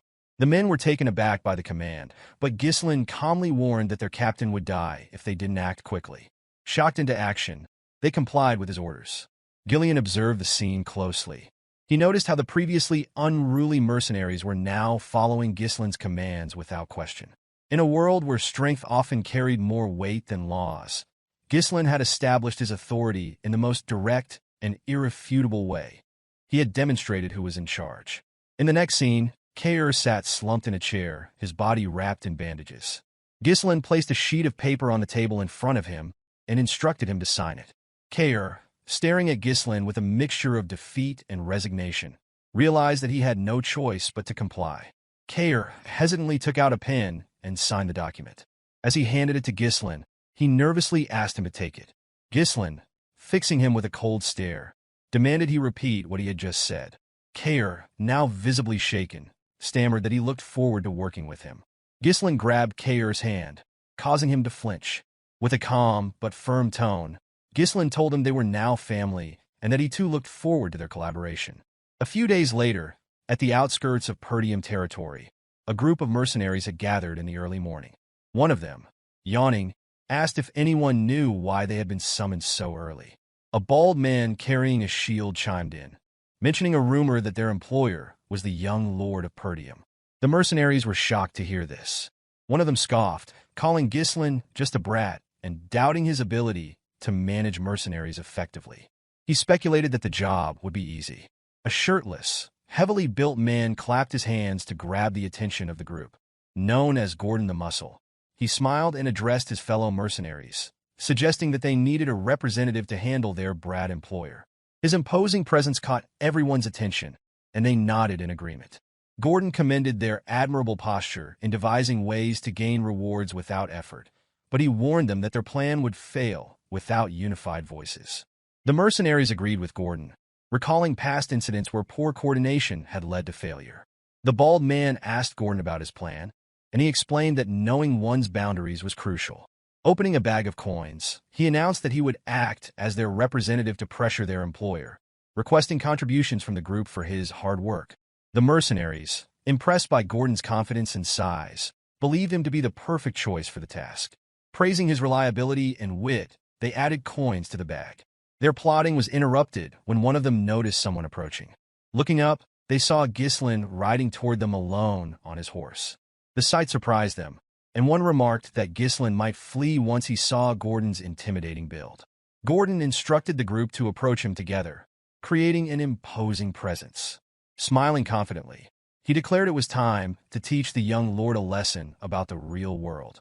However, before Gordon could confront Ghislain, he noticed a group trailing behind him. As they drew closer, the mercenaries identified the group as the Cerberus mercenaries, recognizable by their distinct dog-snout-shaped helmets. Shocked, Gordon questioned how Ghislain had managed to recruit the infamous Mad Dogs. When Ghislain finally reached the group, the mercenaries instinctively stepped back. Turning to Gordon, Ghislain asked if he was the representative. Gordon, now visibly nervous, admitted that he was. Ghislain inquired about his name, and Gordon introduced himself as Gordon the Muscle. Ghislain smiled, commenting on the uniqueness of the name before tapping Gordon's chest and complimenting it as pretty cool. Introducing himself as the young lord of Perdium, Ghislain commanded Gordon to gather the mercenaries. Once assembled, Ghislain addressed them with a serious demeanor. He announced that the time had come to begin the pioneering of the Forest of Beasts. In the next scene, Belinda was assisting Ghislain in donning his armor. All preparations for pioneering the forest had been completed. The expedition's temporary base had been constructed, resources had been procured, and the most critical asset, the troops, had been secured. Ghislain requested Belinda to perform a final head count, and the maid obliged. She informed him that 148 mercenaries had been contracted through the office, along with 41 Cerberus mercenaries he had brought himself. The total number of personnel reached 192. Ghislain acknowledged her effort, commending her for the work, and inquired whether Scoven had been properly informed.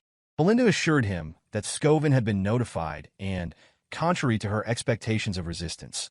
The knight had stepped in to ensure their passage through the forest of beasts remained undetected. As the commander of the forest post, Scovin's involvement gave Belinda confidence that no immediate issues would arise. She urged Ghislain not to worry, and her reassurance brought a smile to his face. Ghislain then called for the mercenaries to assemble. He addressed them, stating that the land they were about to pioneer lay ahead. Acknowledging the rumors surrounding the forest, he explained that it was a place rife with unknown dangers, inhabited by monsters and unseen threats beyond imagination. Yet, he expressed his determination to conquer the forest despite its perils. The mercenaries, visibly unsettled by the mention of the forest of beasts, murmured among themselves, claiming they had not been informed of such dangers and feared for their lives. Belinda, stepping forward, silenced them and reminded them not to interrupt while their leader was speaking. Ghislain gave the mercenaries an opportunity to withdraw if they wished, promising to pay them 3 times their current wages should the mission succeed. The unexpected offer shocked the group, as it was an exceedingly tempting reward. Belinda moved closer to her master and whispered her concerns, pointing out that all their funds had already been spent on preparations. Ghislain calmly explained that such promises were necessary to boost morale. Confident in the mission's success, he assured her that there would be sufficient funds to fulfill the promise afterward. When he asked Belinda if she trusted him, she admitted she had no choice but to place her trust in him. Care commented to Gillian that their master must be out of his mind to offer such an extravagant reward and questioned how Ghislain intended to honor his words. Gillian, however, remarked that their master always had a plan. Ghislain officially named the group the Forest of Beasts Expedition Team and declared that it was time to move out. As the group progressed, they began cutting down the trees obstructing their path. Everyone, including Ghislain, actively participated in clearing the way. After felling a tree in front of him, Ghislain looked up, relieved to see sunlight piercing through the now-thinned canopy. Raising his hand, he directed the men to continue clearing the path toward the indicated direction. He instructed them to chop the felled trees into logs, load them onto carriages, and dig around the stumps to facilitate their removal. According to the Forest of Beasts Developmental Journal, a resource Ghislain had obtained in his previous life, the forest was vast and rich in untapped potential. He firmly believed that one day, the monsters would be driven out, and the forest's resources would be fully utilized. At that moment, what Ghislain needed most was money.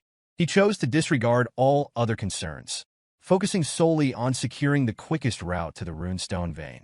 The wealth from this expedition would play a pivotal role in halting the conspiracy surrounding Perdium.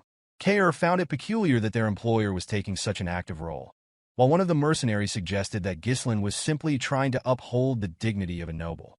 Another mercenary, wearing a helmet, scoffed, claiming that Ghislain was merely pretending and would soon give up.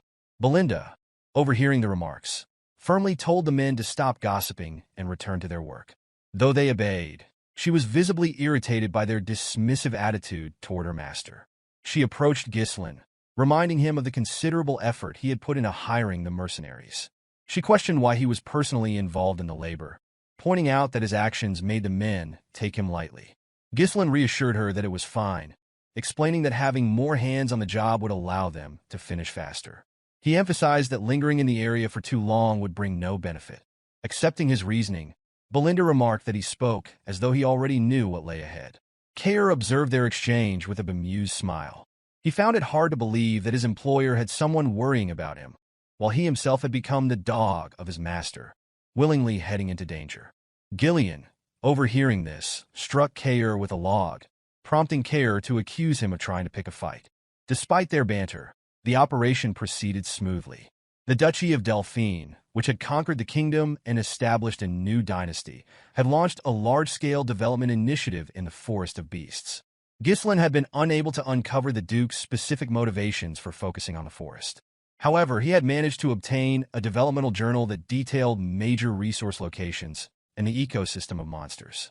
Armed with this knowledge, Ghislain had come better prepared. One of the mercenaries, noticing the abundance of oil lamps among their supplies, wondered aloud why they had been brought instead of cheaper torches. The lack of incidents along the way unsettled Ghislain. He had only read about the dangers of the forest and had no first-hand experience. Sensing the deepening of the forest, he cautioned the men to remain vigilant. While some mercenaries continued cutting trees, one remarked on the increasing darkness, asking if night had already fallen. Another mercenary, smiling, noted that no monsters had been encountered despite the forest's fearsome reputation. Agreeing, his companion speculated that the dangers had been exaggerated. He joked that even without any effort from their leader, Gordon, the job would have remained simple. They lamented that tripled pay seemed excessive for such an easy task. As they spoke, a bald mercenary struck Gordon on the back while he carried a log, jokingly demanding his money back. Gordon, however, noticed something strange.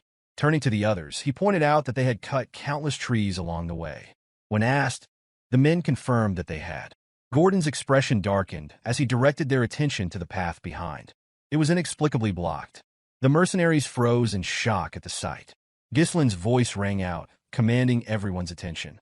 Sensing the shift in the forest's atmosphere, the troops instinctively reached for their swords. The mercenaries who had earlier dismissed the rumors now began to panic, as an oppressive tension descended upon the group. Something was amiss. Ghislain called out to Gordon, warning him that staying there would result in his death. He instructed him to walk toward the group slowly. Gordon obeyed but stumbled into a tree and fell to the ground. The group immediately assumed defensive positions, calling Gordon an idiot. Turning back to face the others, Gordon was surprised that nothing happened. The mercenaries, equally perplexed, exchanged confused glances. A bald man among them chuckled, mocking their employer for being overly cautious. He claimed that the path only appeared blocked because the scenery was so similar, dismissing Gordon's concerns as a mistake. He further belittled the forest of beasts, calling it nothing more than a slightly dense forest with an exaggerated name. Ghislain, maintaining a serious demeanor, ordered the man to step closer if he wished to stay alive. Irritated, the mercenary accused him of trying to create unnecessary fear. As he finished speaking, vines suddenly wrapped around his waist. Before he could react, the vines lifted him into the air and toward the top of a tree, where a monstrous mouth filled with sharp teeth awaited. The massive tree-like creature devoured him in an instant. The creature, which had no detectable presence, was impossible to anticipate. It was a predator that thrived on catching its victims unaware. The monster's eye opened, revealing its identity as a dyrus ent. Ghislain quickly noticed that numerous dyrus ents were encircling the group. Panic spread among the mercenaries as they attempted to flee, convinced they were about to be eaten. The dyrus ents extended their vines, capturing several mercenaries and dragging them into their gaping mouths. Gordon, clinging desperately to a nearby tree, screamed for help. One of the men approached him with an axe, urging him to hold on. Swinging the axe at the vine, the man was stunned to see it remain unharmed while his weapon began to crack. As he stared in disbelief, the monster pulled Gordon further upward. Before Gordon could be consumed, Ghislain leapt into action. Infusing his sword with mana, he sliced through the vine and simultaneously landed a blow on the creature's eye as he descended. Blood gushed from the monster's wounded eye, and the mercenaries, astonished by their employer's feat, began to assume that the dyrus ent's eyes were their weak points. Ghislain took a deep breath and shouted for the men to regroup. His commanding voice cut through their panic as he warned them that spreading out would only make them easier targets. He ordered them to form a tight shield formation and focus solely on defense until further instructions were given. The mercenaries, galvanized by his leadership, complied quickly, one of them vowing not to die in such a place. Ghislain rushed to the carriage and asked Caer about the oil lamps. Caer affirmed their presence, and Ghislain instructed him to light them and hurl them at the monsters to burn them down. Realization dawned on Caer. This was why so many lamps had been brought. Just as he began the task, a teammate warned that the monsters were watching them. Ghislain ordered the lamps to be thrown immediately. Caer and his team began tossing the lamps, but the dyrus ents swatted them away with their vines before they could connect. Shocked by their inability to harm the monsters, Caer's subordinate noted that their strategy wasn't working. A dyrus ent fired its vines at the group, but Gillian intercepted them, cleaving the vines with his axe. Belinda, armed with knives, aimed for the creature's eyes, successfully hitting her targets. Ghislain instructed Gillian and Belinda to prepare for a coordinated assault while protecting the Cerberus mercenaries. Raising his sword, he declared that he would draw the monster's attention. Almost immediately, a dyrus ent launched its vines at him. Belinda called out, urging him to be careful. Ghislain swung his sword, cutting through the vines, only to be targeted by additional attacks. Displaying remarkable agility, he dodged their strikes. One of the dyrus ents raised a massive leg, preparing to crush him. The mercenaries were stunned to see that the monsters, despite resembling trees, had legs. Many believed that their employer was about to be crushed. Ghislain, undeterred, infused his sword with mana and struck at the leg of a dyrus ent, severing it. Using the momentum of his leap, he drove his sword directly into the creature's eye. The remaining dyrus ents immediately shifted their attention to him, their movements drawing gasps of shock from the onlookers. Belinda, maintaining her composure, ordered the Cerberus mercenaries to throw the oil lamps. Certain that this tactic would succeed, the mercenaries acted swiftly. The lamps shattered against the dyrus ents, setting them ablaze and eliciting ear-piercing shrieks of pain. The Cerberus mercenaries cheered at the sight of their effectiveness, but Ghislain quickly urged them to continue throwing the lamps until every dyrus ent was consumed by fire. Flames began to engulf the monstrous creatures, spreading rapidly across their bodies. The mercenaries, still processing the scene, expressed both relief and disbelief that they were holding their own against such formidable foes. One remarked nervously that the entire forest might catch fire at this rate. Gordon, trying to mask his unease, dismissed the dyrus ents as being naturally weak to fire due to their tree-like nature. However, Ghislain's sharp command brought their focus back. He warned them not to let their guard down, emphasizing that the fight was far from over. The mercenaries were startled by his tone, realizing there was more to the battle. Ghislain gravely informed the group that the dyrus ents were about to reveal their true forms. As if on cue, the creatures released a dense cloud of steam, enveloping the battlefield. The mercenaries exchanged confused glances, speculating whether the fire had already been extinguished. Belinda and Gillian rushed to Ghislain, seeking an explanation. He calmly clarified that while the monster's outer shells were vulnerable to fire, their inner structures were drastically different.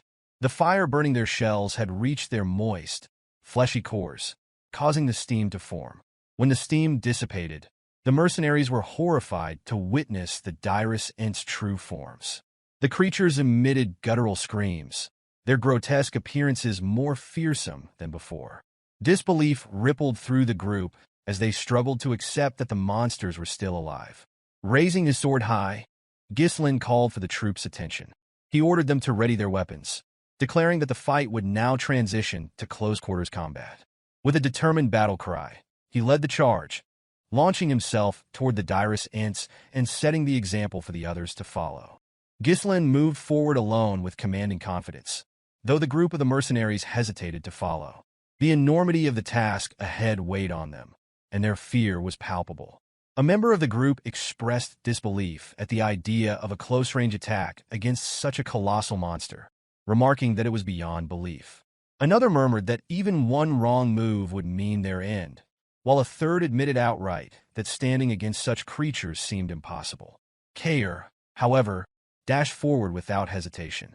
He called out to Cerberus, urging them to advance, and his mercenary group followed in close formation, as though he had been waiting for this moment to unleash his pent-up energy from enduring his master's previous discipline. Belinda, worried for her young master, hurriedly followed after him. Gillian turned to the paralyzed mercenaries, his voice cutting through their fear as he asked what they were waiting for. He reminded them that the order came directly from their young master, Ghislain, urging them to trust and obey. His words carried reassurance, promising safety if they followed Ghislain's lead. The sight of Ghislain standing alone against a herd of dyrus ent reignited their spirits. A mercenary raised his weapon, rallying the others by shouting that whatever was destined to happen would happen. Another added that if the worst occurred, the young master would surely find a way to save them. Gordon's war cry echoed, and the group charged in unison, forming smaller teams to take on each dyrus ent. Ghislain issued clear instructions, explaining that the creature's burned shells were vulnerable and that they could now be cut without using mana. He urged them not to be afraid, dismissing the dyrus ent as nothing more than overgrown scarecrows. At the forefront, Kair, Gillian, and Belinda took their positions, weapons ready, and prepared to face the onslaught. A chaotic but systematic battle unfolded. The mercenaries struck at any part of the creatures they could reach. Ghislain leaped high into the air, using his superhuman strength to strike at the monster's weak points, while Belinda stayed close to guard his back. Gillian confronted the herd head-on as Caer darted around, targeting one creature after another. Determined, Ghislain steeled his mind, knowing that even a moment of doubt could lead to their demise. His mission was to erase any uncertainty from those who followed him. With unwavering resolve, he dashed toward the gaping mouth of one of the dyrus and delivered a powerful upward swing, splitting its maw apart. His final blow marked the end of the last dyrus in their path. The mercenaries remained on edge, scanning for more monsters. When it became clear that they had succeeded in defeating them all, their heavy breathing accompanied the realization of their victory. Standing at the front, Ghislain addressed the group. He acknowledged the dangers of the forest of beasts, noting that they had only just entered its boundaries and had already encountered such formidable creatures. The atmosphere grew tense as his words settled over them, but he assured them that he would always be at the front line. He urged them to trust him and follow his lead, a command met with a unified response of affirmation from the previously fearful group. As they ventured deeper into the forest, they came across a massive boulder containing a runestone. Ghislain decided to ignore it for the moment, choosing instead to focus on clearing a path forward.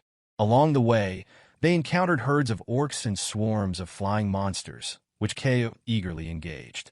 Despite the chaos, Caer couldn't help but feel a twinge of envy at the way Belinda fussed over and cared for her young master.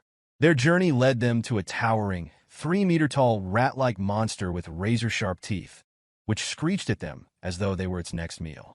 Gordon positioned himself as the vanguard. The mercenaries voiced their frustration, cursing the appearance of yet another monster and wondering aloud how many more would attack. Before they could react, Caer and Gillian stepped forward, weapons drawn. Caer lunged at the creature, severing one of its legs with a single swing, but the rat continued its charge toward the group. Gillian intercepted its advance, standing firm as an immovable force. Seizing the opportunity, Ghislain delivered a precise blow, driving his blade into the creature's gaping mouth and ending its threat. A quick head count revealed that no one had fallen during the skirmish. As the day progressed, the group shared a collective thought. Survival hinged on staying true to their master's command. Together, they could overcome any challenge. Gillian observed that the mercenaries were beginning to resemble a cohesive unit. Caer remarked that real-life experience was the best teacher, and Ghislain affirmed their sentiments before commanding them to clear the path ahead. The mercenaries immediately set to work, chopping down trees. Not all shared the same resolve, however. One mercenary privately thought that the forest of beasts had driven the group mad. Nightfall brought them to a pristine lake, where the mercenaries rushed to wash their faces and fill their water pouches. Belinda, ever cautious, stayed close to Ghislain, her worry evident as she watched the others approach the water. Ghislain assessed the situation and deemed the lake an important waypoint on their journey to the runestone vein. He ordered the group to set up camp with the lake behind them, deciding that they would rest there for the night. As the mercenaries gathered around the campfires for their meal, unease lingered. Some muttered doubts about the expedition, expressing concern about what deeper dangers awaited. Gordon dismissed the idea of abandoning the mission when Manus suggested it at another fire. Manus argued that their lives were more important than money and criticized their leader's motivations, accusing him of seeking glory through brute force. Others, like Gordon and a calm mercenary with a patch over his eye, defended Ghislain, pointing out his repeated efforts to save them and emphasizing that they had already been paid. Manus remained adamant, warning that nobles often treated mercenaries as expendable. His words sowed seeds of doubt among the group, though Manus inwardly plotted to use the others as cannon fodder to secure his own escape. The man with the patch over his eye spoke, his calm voice breaking the tension. He pointed toward Ghislain, surprising Manus. Ghislain was carefully applying medicine to an injured mercenary. He reminded the wounded mercenary to avoid exposing the wound to water, cautioning that it would take longer to heal otherwise. The mercenary thanked him quietly, gratitude evident in his tone. Belinda approached Ghislain, her concern spilling over into frustration as she scolded him for using such expensive medicine. She argued that it should have been reserved for his own injuries. Ghislain, however, dismissed her concerns, explaining that this was the right time to use it. Medicine stored away served no purpose, he reasoned as he called out to the next injured mercenary for treatment. The man with the patch addressed the group again, asking if they truly believed Ghislain would use such valuable medicine on them if he saw them as mere cannon fodder. His words struck a chord. Another mercenary spoke up, agreeing that their current master was nothing like their previous one. Ghislain, they affirmed, was not the type to throw them away. Manus turned away in frustration, anger simmering beneath the surface. He muttered to himself about his failed attempt to sow dissent, realizing that it was now impossible to instigate the others. As he walked off, Ghislain approached the group and ordered them to finish their meals and get some rest. Then, he called Kair and Gillian aside for a private discussion. Kair, always direct, asked Ghislain whether he truly intended to do nothing about Manus's behavior. Ghislain responded calmly, stating that the monsters in the forest would keep Manus too occupied to cause further trouble. He added that there were more pressing matters to address at the moment. Belinda, her curiosity piqued, wondered aloud why Ghislain had suddenly asked for a count of the remaining lamps. Kair reported the number, 24. Ghislain's expression grew serious as he inwardly noted the steady decrease in their supply. Since entering the forest of beasts, monsters had attacked relentlessly, both day and night. However, Ghislain explained, the attacks had mysteriously ceased over the past 2 nights. This observation seemed to signal a shift in their circumstances. Realization dawned on the group. Gillian voiced what they were all beginning to understand, suggesting that they had entered a nocturnal territory where the influence of the monsters might be keeping others at bay. Ghislain confirmed the theory, his tone steady but grim. He warned them that the path ahead would be more perilous than anything they had faced so far. Ghislain placed several lanterns around the camp as bait. The mercenaries, unaware of his plan, slept peacefully through the night. Even Gordon, bare-chested, leaned against a tree trunk and slumbered undisturbed until a sudden noise roused him.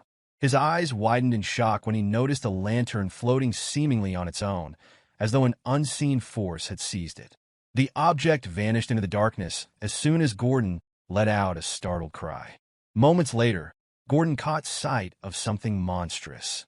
4 pairs of glowing red eyes pierced through the shadows. His scream of alarm grew louder as he flailed his weapon wildly, attempting to strike the creatures he had glimpsed. He shouted, urging whatever was nearby to retreat, his voice filled with terror. The commotion woke the other mercenaries, who quickly gathered around him. One of them asked what was happening. Gordon, still shaken, declared that a monster had been right next to him. His words were met with confusion, as none of the others had seen anything. They exchanged puzzled glances, assuming that Gordon might have been dreaming. Realizing the monsters were no longer visible, Gordon's confusion deepened. He looked around, insisting he had not imagined the encounter. One mercenary cursed at the disruption, complaining about the noise, while another suggested cutting Gordon some slack, considering the numerous recent encounters with monsters. Gordon continued to plead, trying to convince them of the reality of what he had seen, but most dismissed him. A third mercenary, however, hesitated. This one admitted to feeling something strange and waking up to see a lantern disappear before their eyes. Others began to chime in, sharing similar experiences. One mentioned hearing an eerie laugh. The group's uncertainty grew, and tension rippled through the camp. One mercenary voiced confusion, wondering aloud if everyone was losing their minds. Then, a one-eyed mercenary broke through the rising panic, stating that the presence of something unperceivable was undeniable. His calm yet resolute tone steadied the group. Ghislain entered the gathering, his voice commanding attention. The mercenaries immediately parted to clearly see him, their respect evident. At his side stood Gillian and Kair. Ghislain ordered everyone to regroup, preparing them to address the unseen threat. As the mercenaries formed a defensive circle, guarding one another's backs, the high-ranking members convened inside a tent to hear Ghislain's explanation. Gordon, still visibly shaken, questioned if monsters were truly surrounding them. The one-eyed mercenary voiced concern over their inability to see the creatures. Ghislain confirmed the suspicion, explaining that the creatures were likely drawn to the group near the lake. He identified them as shadow hunters, known as pallor, beings capable of blending seamlessly into the darkness. He elaborated that physical attacks were futile against them, as they thrived by stealing surrounding light. The creatures used this ability to create an ideal hunting ground, where they could toy with their prey before striking. The mention of hundreds of such creatures left Gordon and the one-eyed mercenary shocked. Belinda voiced her realization, noting how the lantern's light had begun to dim. Kair's anger flared as he speculated that the creatures were toying with the group, his frustration driving him to suggest launching an immediate attack. Ghislain, however, dismissed the idea, insisting that waiting for the creatures to make their move would provide the best opportunity for a counterattack. Belinda questioned whether it was wise to wait, given the rapidly diminishing light. Ghislain explained that a reckless attack would only provoke the monsters further, forcing them to alter their tactics and escalate their harassment. Such a response, he warned, would leave the group unable to eliminate the creatures in one decisive action. Gillian, skeptical, questioned whether it was even possible to deal with hundreds of invisible and seemingly invulnerable monsters. Ghislain reassured him, referring to the magic scrolls he had previously instructed Belinda to prepare. These scrolls were handed out to each mercenary, accompanied by a detailed plan. As Ghislain knelt to sketch the plan in the dirt, and the gathered people paid close attention, he revealed that the Pallors were encircling the camp from 3 directions, using stolen light to tighten their hold. With their smaller numbers, the mercenaries could not hope to defend the entire area, particularly against such foes. A direct confrontation would leave them vulnerable to flanking attacks. Gillian noted that the lake at their backs prevented a complete encirclement, a fact Ghislain confirmed. Despite the unfavorable situation, Ghislain remained confident, declaring that the group held the initiative in the battle. His confident tone instilled a glimmer of hope among the gathered mercenaries. Belinda, however, voiced her confusion, uncertain what he meant by holding the initiative. Ghislain laid out the plan. The group would divide into 3 units: a shield unit to withstand attacks, a crossbow unit to hold off the enemy, and an elite assault unit, which he himself would lead. The shield and crossbow units would form a tight formation in the center, their primary role to block incoming attacks. Meanwhile, the assault unit would focus all their firepower to quickly break through the enemy's left flank. Once they regrouped with the central forces and encircled the Pallors, victory would be within reach. Gillian quietly acknowledged the plan, expressing his understanding. Gordon, however, questioned whether it would truly work, his uncertainty evident. Kair, ever confident, assured them that if the center held, the strategy was achievable. Belinda, raising her voice to interject, pointed out a critical concern. She reminded the group that the Pallors could not be attacked directly, as they merged seamlessly with the darkness. Her question, directed at Ghislain, left the others momentarily silent. All eyes turned toward their leader. Kair, the brawny yet occasionally insightful mercenary captain, suggested the use of mana. His suggestion, though rare, appeared reasonable for once. Ghislain, undeterred by the group's hesitation, reassured them, reminding Belinda of the magic scrolls that had been distributed. As night fell further, the mercenaries raised their voices in war cries, rallying their spirits for the impending battle. The formation was set, shields raised high, and the crossbowmen prepared to strike. One mercenary shouted instructions to maintain formation, emphasizing the importance of their cohesion. Another voice rang out, reporting the loss of the last lantern. The Pallors were closing in. Ghislain, speaking to himself, recalled an entry from the pioneering journal of the Delphini ducal house, which described the Pallors' extreme aversion to light. He moved with purpose, retrieving a magic scroll and preparing to use it. With a clear command, he tore the scroll, releasing the stored magic. Another note from the journal is that illuminating the area will reveal the true forms of the Pallors. The assault team followed Ghislain's lead, tearing their scrolls to unleash the magic stored within. Beams of light shot into the night sky. In an instant, the sky lit up as though it were day, banishing the oppressive darkness, exposing the Pallors' eel-like forms as they surrounded the camp. One mercenary, stunned by the transformation, murmured about the darkness lifting. Another, more alarmed, exclaimed at the revelation of the creature's forms. Gordon, now able to see the monsters clearly, shouted his observation, his voice filled with both fear and determination. The creatures, recognizing the threat, began their charge. Chaos erupted as another mercenary called for preparation against the attack. The crossbow unit fired in unison, their bolts aimed to halt the Pallors' advance. Amidst the chaos, Gordon rallied the shield unit, urging them to hold the line as he stood at the forefront, becoming the vanguard for the central formation. Ghislain, raising his sword high, called for the assault unit's attention. The true forms of the Pallors had been revealed, and the time to act was now. With a decisive swing of his sword, he signaled the charge. Gillian, driven by his loyalty, moved without hesitation to follow his leader's command. Cain, energized by the prospect of combat, grinned at the chaos to come. Belinda, ever watchful, stayed close behind Ghislain, ready to watch his back.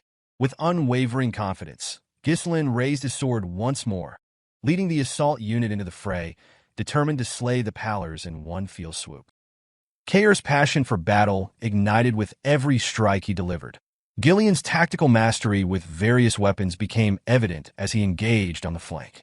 Ghislain thrust his sword forward, skewering several monsters in a single motion. He then swung his sword horizontally, slicing through more foes in the broad path of his blade. The Pallors, monsters capable of blending into the darkness, but with weak physical durability, filled the battlefield. Ghislain assessed that with this team, they could break through the enemy's ranks in an instant. With a wave of his hand, he commanded his forces to reduce the monsters' numbers as much as possible. Gillian blocked the incoming attacks, drawing the monsters' attention with both an axe and a sword. Meanwhile, Cain disrupted their formation with swift movements and precise sword strikes, breaking through their ranks. Though he was not invincible, the sheer number of monsters soon swarmed him. At that moment, Belinda stepped in, creating an opening by throwing 8 daggers at the monsters surrounding Cain. Once she has done her part, she called out to Ghislain, signaling him to step in. Ghislain leaped high into the air, his sword moving as though dancing with the wind. He came down hard, striking with the full power of his blade, cutting down monsters in his path. This was the strength of Perdium's elite force in action. As magical light illuminated the battlefield, the fight continued around the shield and crossbow units. Fortunately, the monsters had yet to break through the mercenaries' ranks. From behind their shields, mercenaries shot their arrows without hesitation. One mercenary cursed the overwhelming number of monsters. Another reported running out of bolts. The pressure was mounting, and many wondered when the assault unit would arrive. The Pallors, growing closer with their gaping mouths, caused the shield unit to cry out in fear. But just as things seemed dire, the assault squad swept in from the flank, their weapons never pausing as they slaughtered the hundreds of Pallors in front of them. Ghislain paused briefly, silently commending the 2 units who had managed to hold their ground. Now, all 3 units were united. He could feel the momentum shift in their favor. One of the mercenaries shouted that the boss had arrived. Others, relieved, began shouting that they were saved. Gordon, visibly pleased, noted that the plan was going well. Ghislain, still focused, ordered his forces to spread out and surround the remaining monsters from all sides. The experienced mercenaries charged in an organized fashion. But as they moved, one of the Pallors, a horned one, issued a loud scream, commanding the others to retreat. This left the mercenaries momentarily confused. Pallors were not known for their intelligence, and it was strange to see them attempted to flee. Ghislain realized the Pallor leader must be giving the signal to retreat. He immediately ordered Belinda to find the leader, instructing her that the one with the horns was the one calling the retreat. Cain, seeing the retreat, asked if they should keep chasing them. Belinda questioned whether it would be better to simply let them go. Ghislain explained with certainty that the Pallors had a strong obsession with their prey. Even if they retreated now, they would follow the group for days, relentless in their pursuit. The only way to avoid another battle was to take down the leader, disrupting their command structure and causing them to fall apart. Belinda paused for a moment, a smile forming as she thought of how much her young master had changed.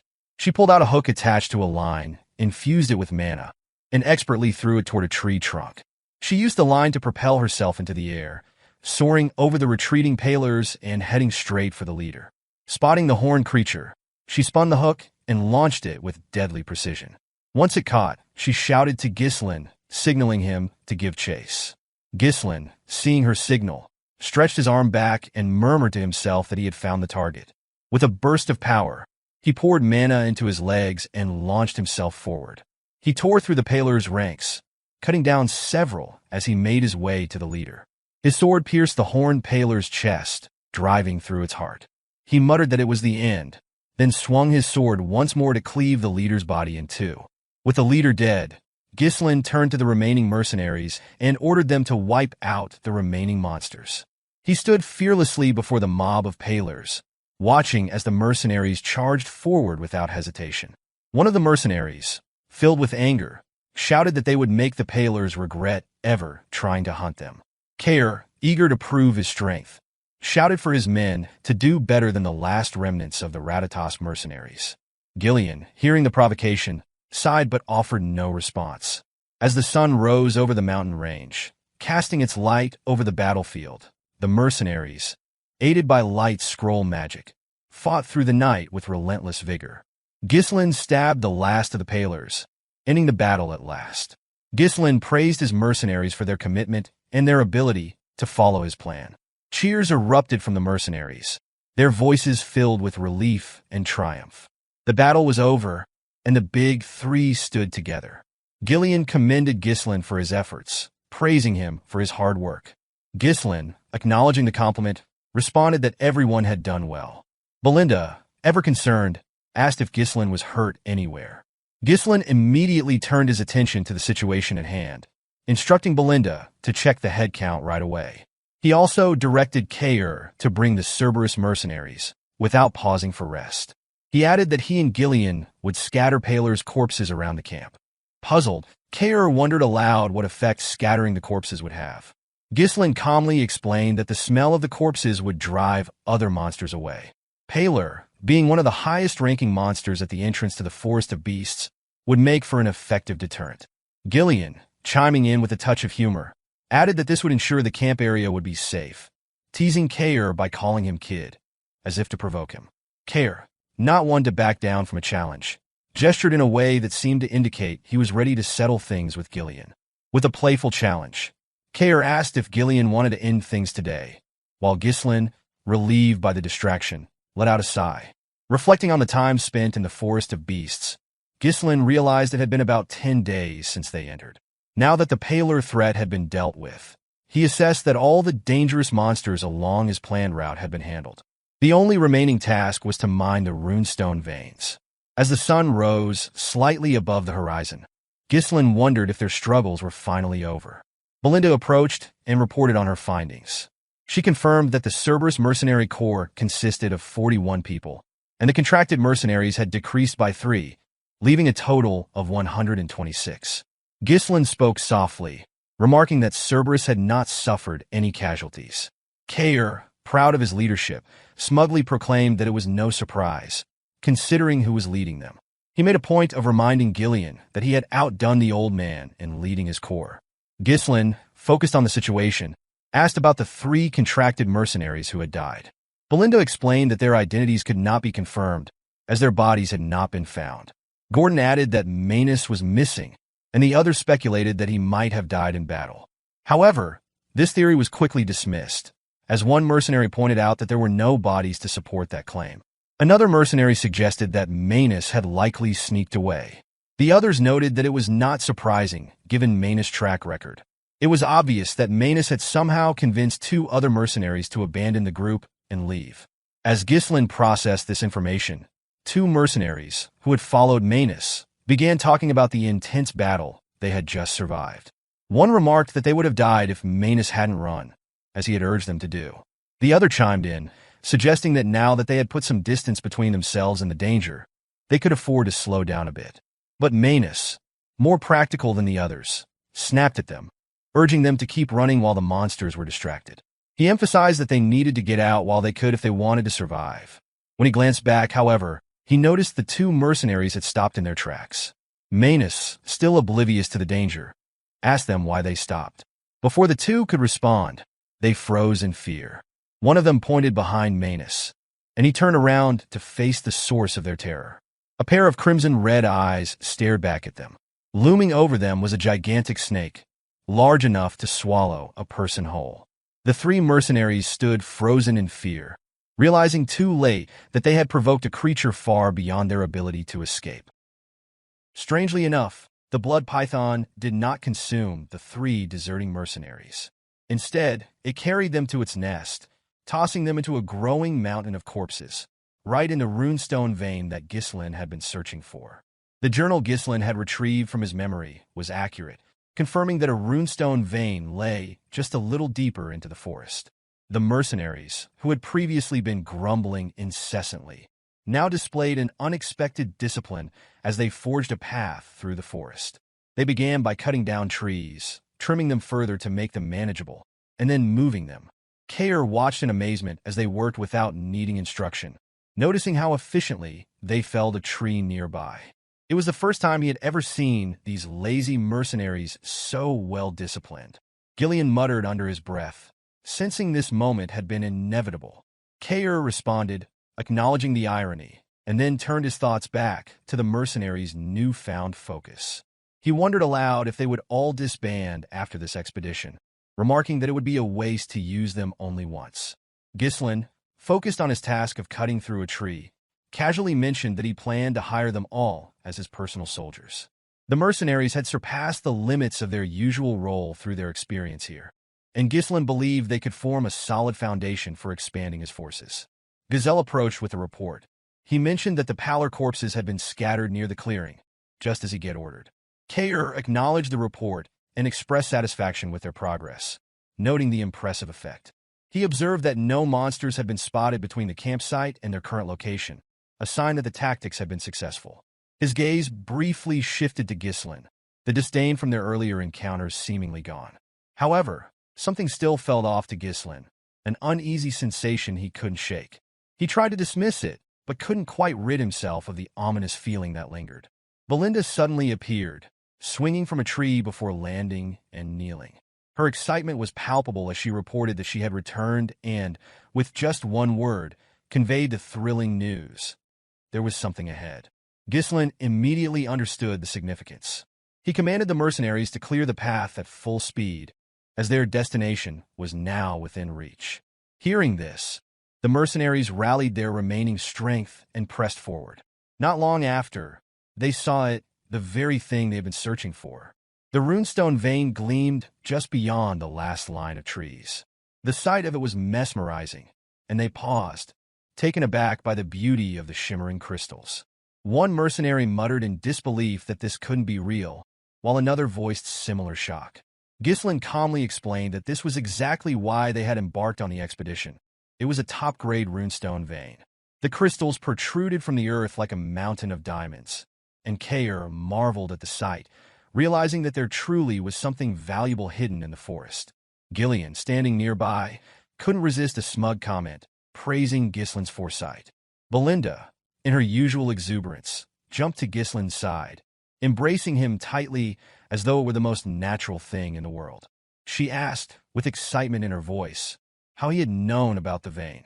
One of the mercenaries wondered aloud if all the scattered crystals were truly runestone, while another enthusiastically shouted about how they had just stumbled upon something most would only dream of encountering once in a lifetime. Others eagerly discussed the possibility of mining the crystals and becoming rich. However, a sudden, hoarse voice echoed through the mist, abruptly cutting through their excitement. It warned that none of them would be going anywhere. They immediately recognized the voice and noticed Manus standing up, as though possessed by some unseen force. Before anyone could react, Manus collapsed, shrouded in a thick mist. The mercenaries rushed toward him, calling out in frustration, but Ghislain raised his sword and commanded them to step back. With practiced ease, Ghislain stretched his arm back in preparation to swing his broadsword. When he did, the sheer power behind the strike sent a gust of wind that swept away the mist. As the fog cleared, the mercenaries were confronted with the grim sight of a mountain of bones, the blood python's lair. One mercenary shouted in horror at the sight of the countless corpses scattered across the ground. Another demanded to know what had happened here. They quickly realized that not only were there monster corpses, but human ones as well. The bodies seemed to confirm that this was no abandoned lair. Belinda and Gillian quickly fell into a defensive stance, calling for instructions from their young lord. Ghislain, his gaze scanning the area, acknowledged that peaceful mining of the runestones would no longer be possible.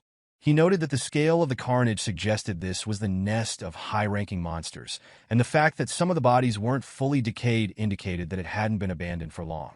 The toxic gas from the corpses had mixed with the mist, which was why they hadn't noticed the danger right away. Ghislain cursed inwardly, recalling that no records of special dangers had been noted near the vein.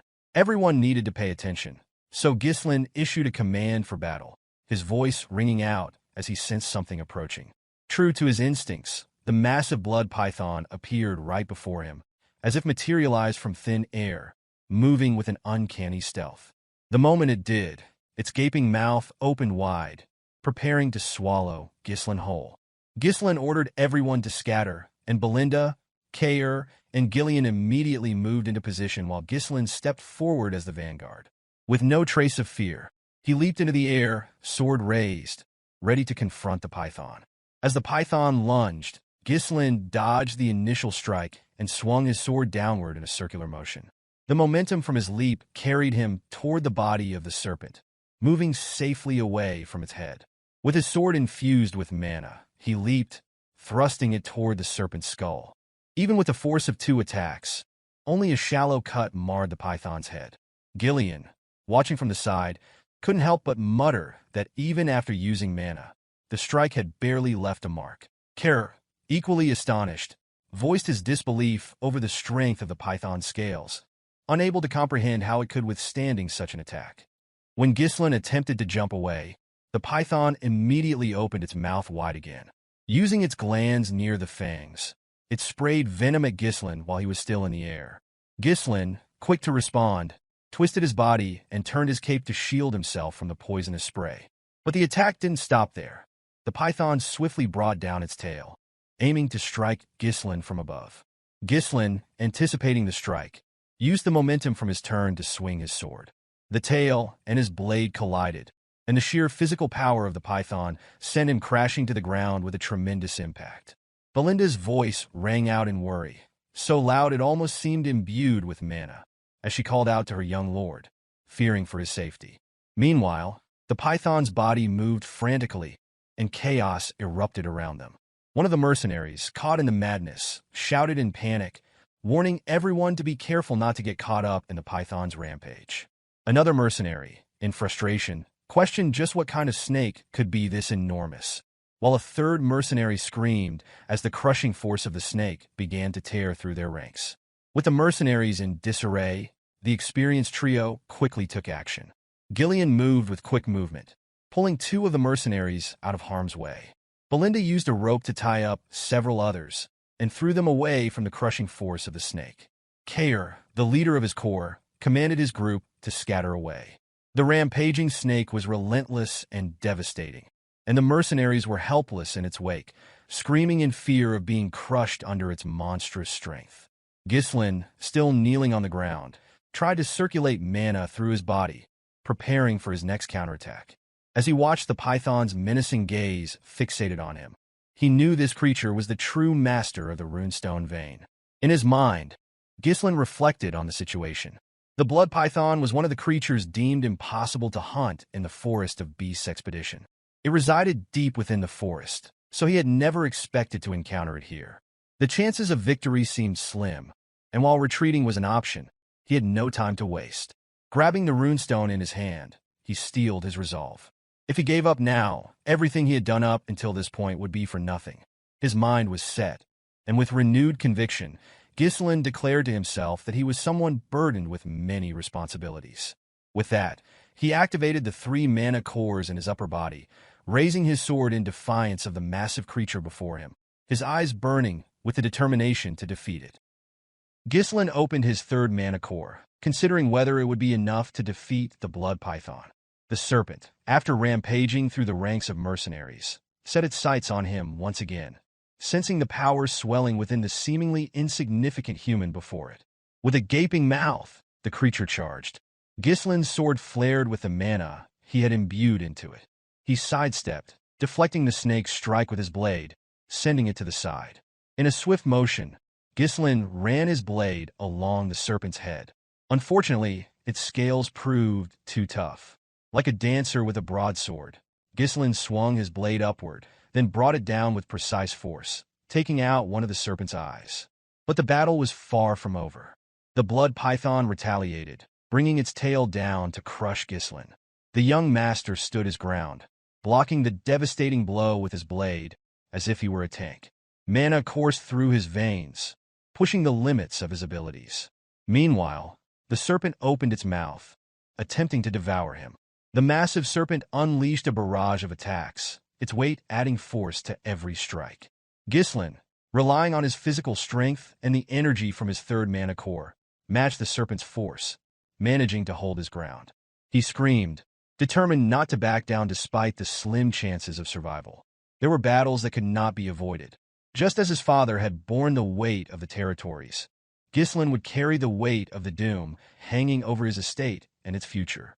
Kair, Belinda, Gillian, and the rest of the mercenaries watched in awe, surprised by the sight of their young master fighting with everything he had. It was the first time they had seen Ghislain unleash all of his strength in battle. Ghislain leapt toward the snake's head, raising his sword to strike its open mouth. In his mind, this was the moment to fulfill his responsibility. After putting some distance between them to regain control of his breathing, Ghislain observed the blood python. It showed no signs of faltering. The thought crossed his mind. Keeping the third mana core open for too long was dangerous. His mana would run out before he could finish the creature off.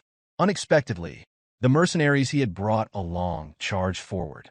Belinda called out to him, prompting Ghislain to turn toward her. Gillian stood in front, and to his surprise, Kair stepped up to face the enormous serpent as well. Belinda checked to make sure Ghislain was unharmed, urging him to move to safety.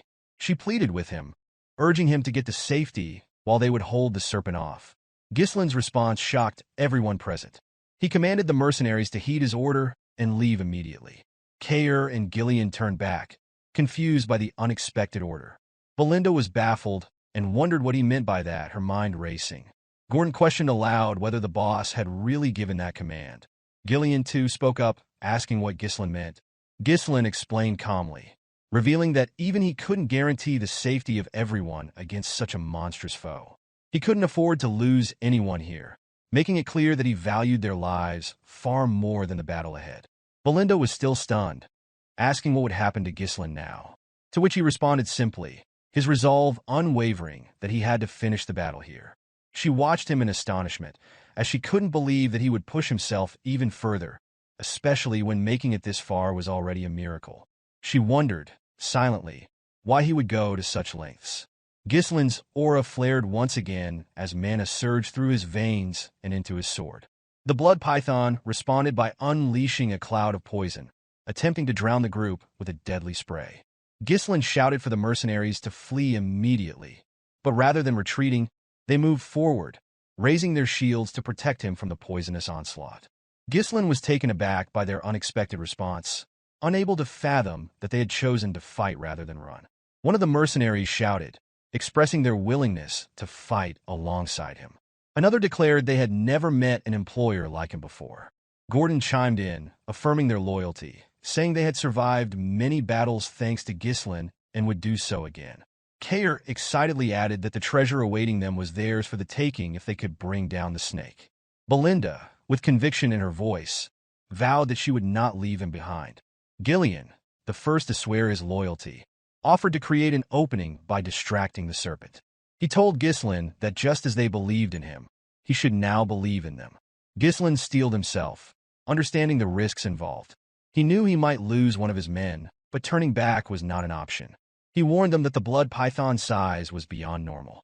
Its poison was deadly, and its blood-red scales were tough enough to deflect even with mana-coated blades. If it landed a single blow, one of them would surely die. Belinda was still stunned, trying to grasp why Ghislain was so determined to take down the serpent. But then, his gaze shifted to the blood python's crushed right eye and the open wound. The opportunity was clear. He could strike there. Raising his blade so everyone could see, Ghislain called for action, commanding the mercenaries to heed his orders and return together. In unison, the mercenaries raised their voices in affirmation. They were undeterred by the blood python's enormous size who stood tall before them. The serpent's mouth opened wide, and the mercenaries raised their shields in preparation. Without hesitation, the big four sprang into action. Belinda, with her dagger in hand, positioned herself behind Kair, who wielded his strangely shaped blade, both preparing to strike at the serpent's right eye. Gillian, raising his axe, aimed for the wound in the creature's mouth, while Ghislain searched for an opening, moving carefully with his blade.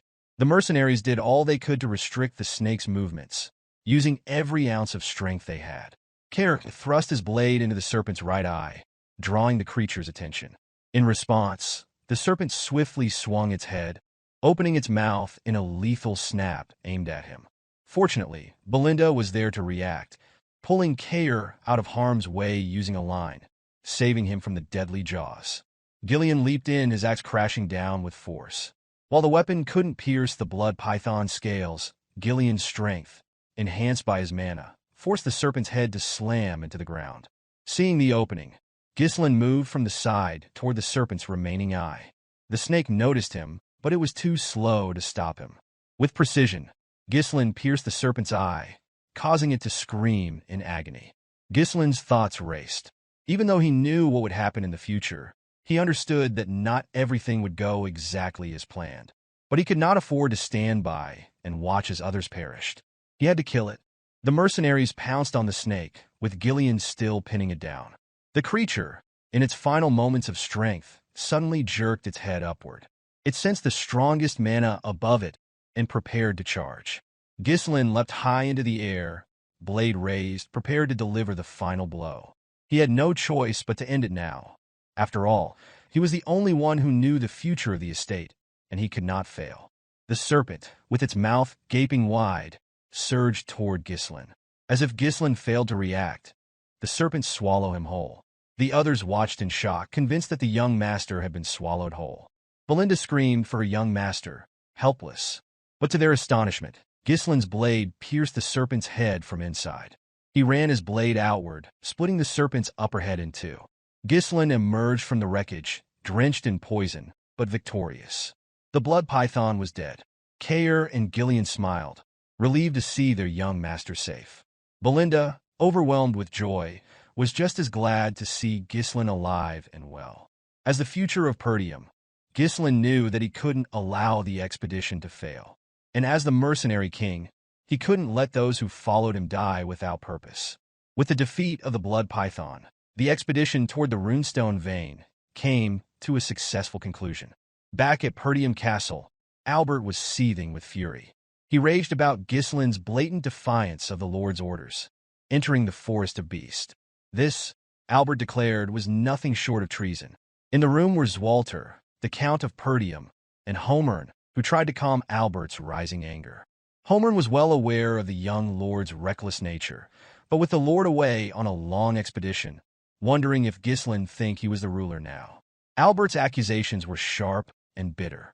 Moran sighed and explained that there was no point in getting worked up now. The young lord had been in the Forest of Beasts for over 2 weeks. Had Scoven not falsified his report, they could have intervened earlier. Moran still couldn't understand why Scoven had chosen to help Ghislain, risking his own knighthood for the young lord. Albert grew more frustrated, insisting that they could not ignore this any longer. His lordship must act before Ghislain caused even greater chaos.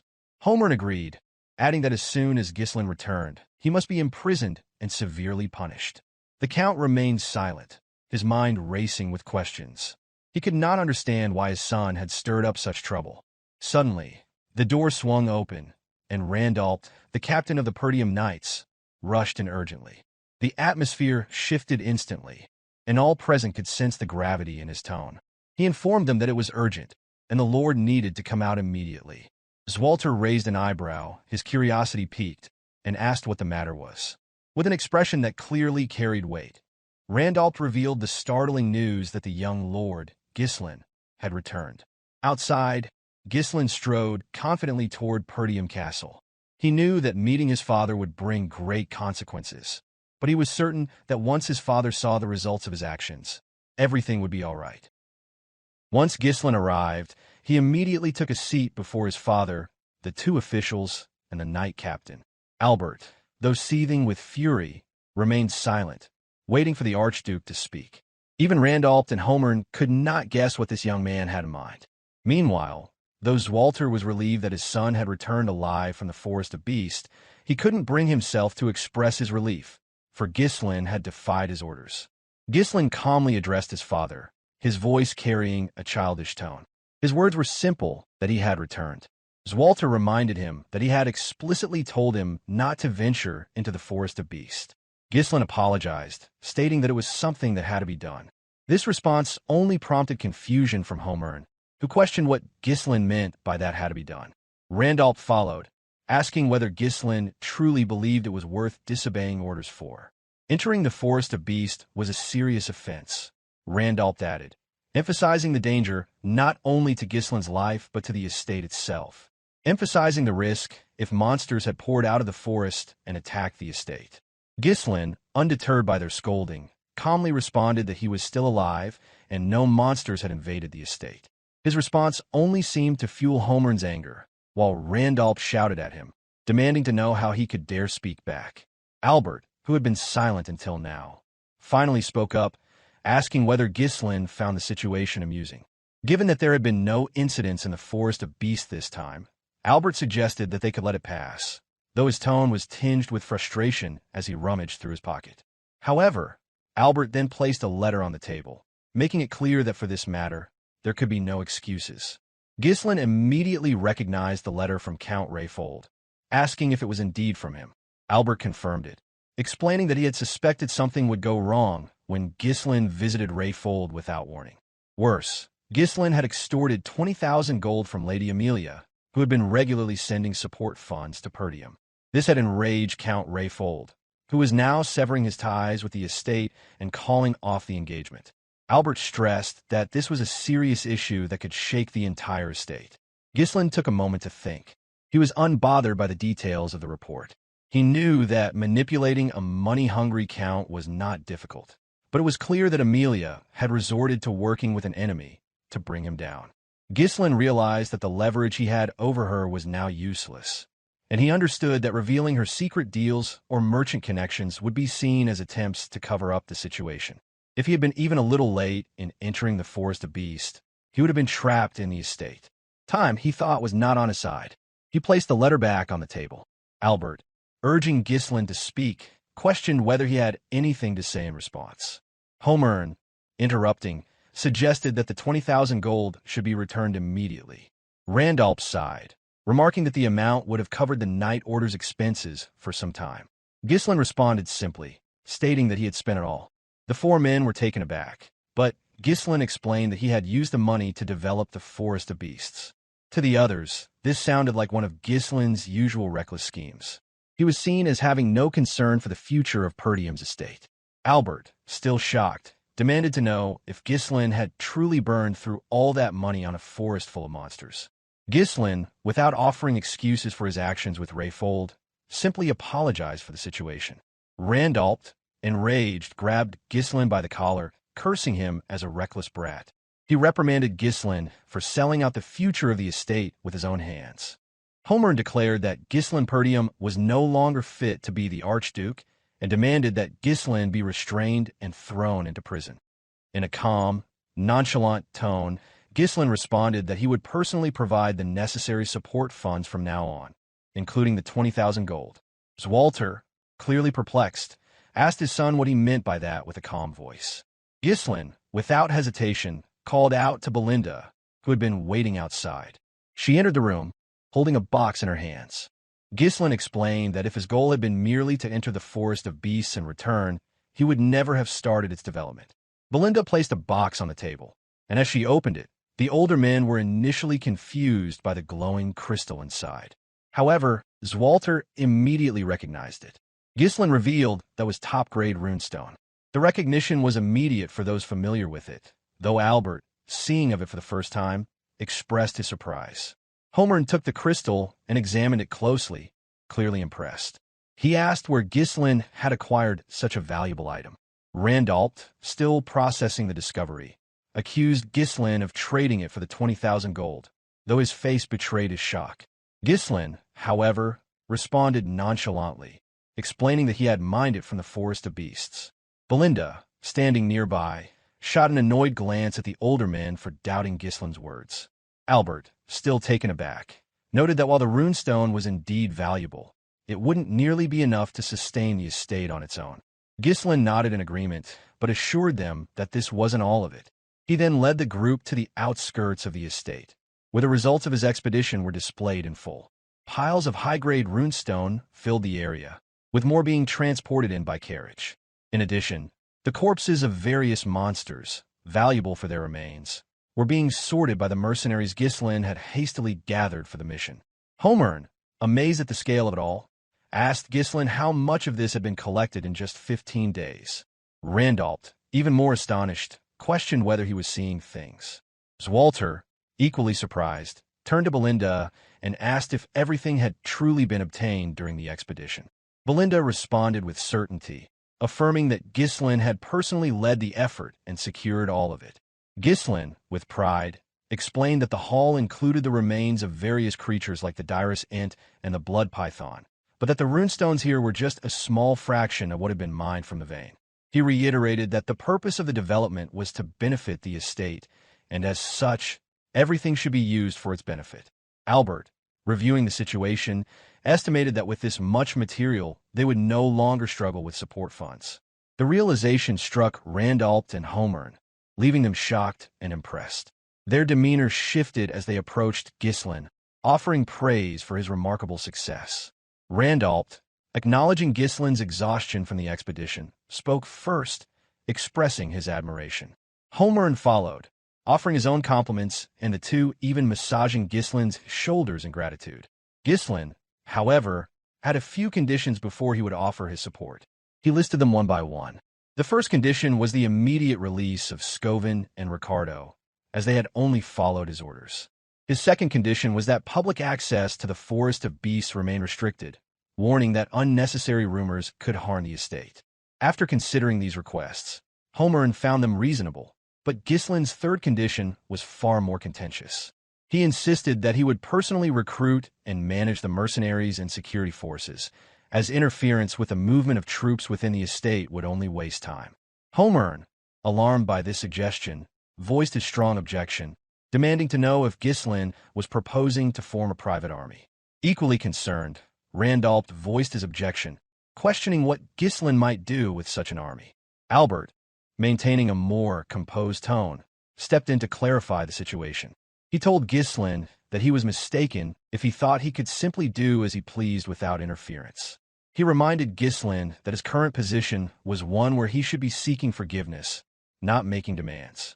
Ghislain, however, calmly explained that he was only setting the necessary conditions to replace Rayfold's financial support. He added that delays in operations like these would have a negative impact on Perdium's finances. He then turned to Albert, challenging him to consider if he was truly fine with the consequences of such delays. Albert, momentarily speechless, had no immediate response. Seeing the tension escalate, Albert turned to Walter, urging him to intervene. He pleaded with his brother, asking him to take control of the situation before Ghislain's demands jeopardized the future of the estate. However, Walter remained silent, watching the events unfold. Suddenly, a voice from behind called out to Ghislain, drawing the attention of everyone gathered. It was Gillian, who greeted Ghislain warmly. Kayer, standing nearby, also welcomed him with a smile, and Gillian praised Ghislain for his efforts. Ghislain responded affirmatively, acknowledging the praise, while the mercenaries who had joined them in the expedition stood in line behind Gillian, sharing in the sentiment of respect and admiration. Gillian reported the loading of the runestone was nearly complete and waiting for further instruction. With just a command, they would be ready to move at any time. Kayer, now speaking with more respect and calm, reported that, as instructed, the dyrus int bark had been stored without preservatives. He then asked what should be done with the blood python. Ghislain gave the necessary instructions, telling them to dismantle the python's body, separating the venom, blood, flesh, and hide to prevent decay. The mercenaries responded affirmatively, ready to follow his orders. Walter turned to Randolph, clearly impressed by the mercenaries' presence. However, he couldn't understand how Ghislain had managed to command such powerful individuals. Walter agreed, remarking that the mercenaries seemed like an elite unit. This prompted Ghislain to turn around and respond. He acknowledged the comment, but also explained that without the mercenaries' help, the expedition would have been extremely difficult.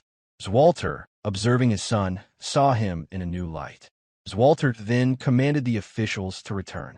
As he turned around to leave, the others hesitated for a moment, but followed, as he gave them no opportunity to question his decision. Before departing, Zwalter addressed Ghislain, choosing to overlook his action this time. However, he reminded his son that if he disobeyed his orders again, there would be consequences. Ghislain, grateful but firm, thanked his father and expressed that one day he would inherit the estate as its rightful successor. As he walked away, Zwalter remarked that Ghislain had the spirit of the Northern Wolf. The title referred to the Count of Perdium, who protected the northern frontier of the Kingdom of Lithuania. Ghislain's father, Zwalter, had led a lonely life. With weak military power and an estate suffering from poverty, he had been forced to defend the northernmost frontier for years. He had devoted his entire life to protecting the estate, without the company of his wife, Elena, or even his son. In the end, his reward had been a lonely and forgotten death. With the immediate tension subsiding, Kaer expressed relief, remarking that they could finally relax a little. Belinda, still concerned for Ghislain, asked if he was heading straight back to the castle. Ghislain replied that he wouldn't rest just yet, instructing Belinda to prepare everything so they could depart at any moment.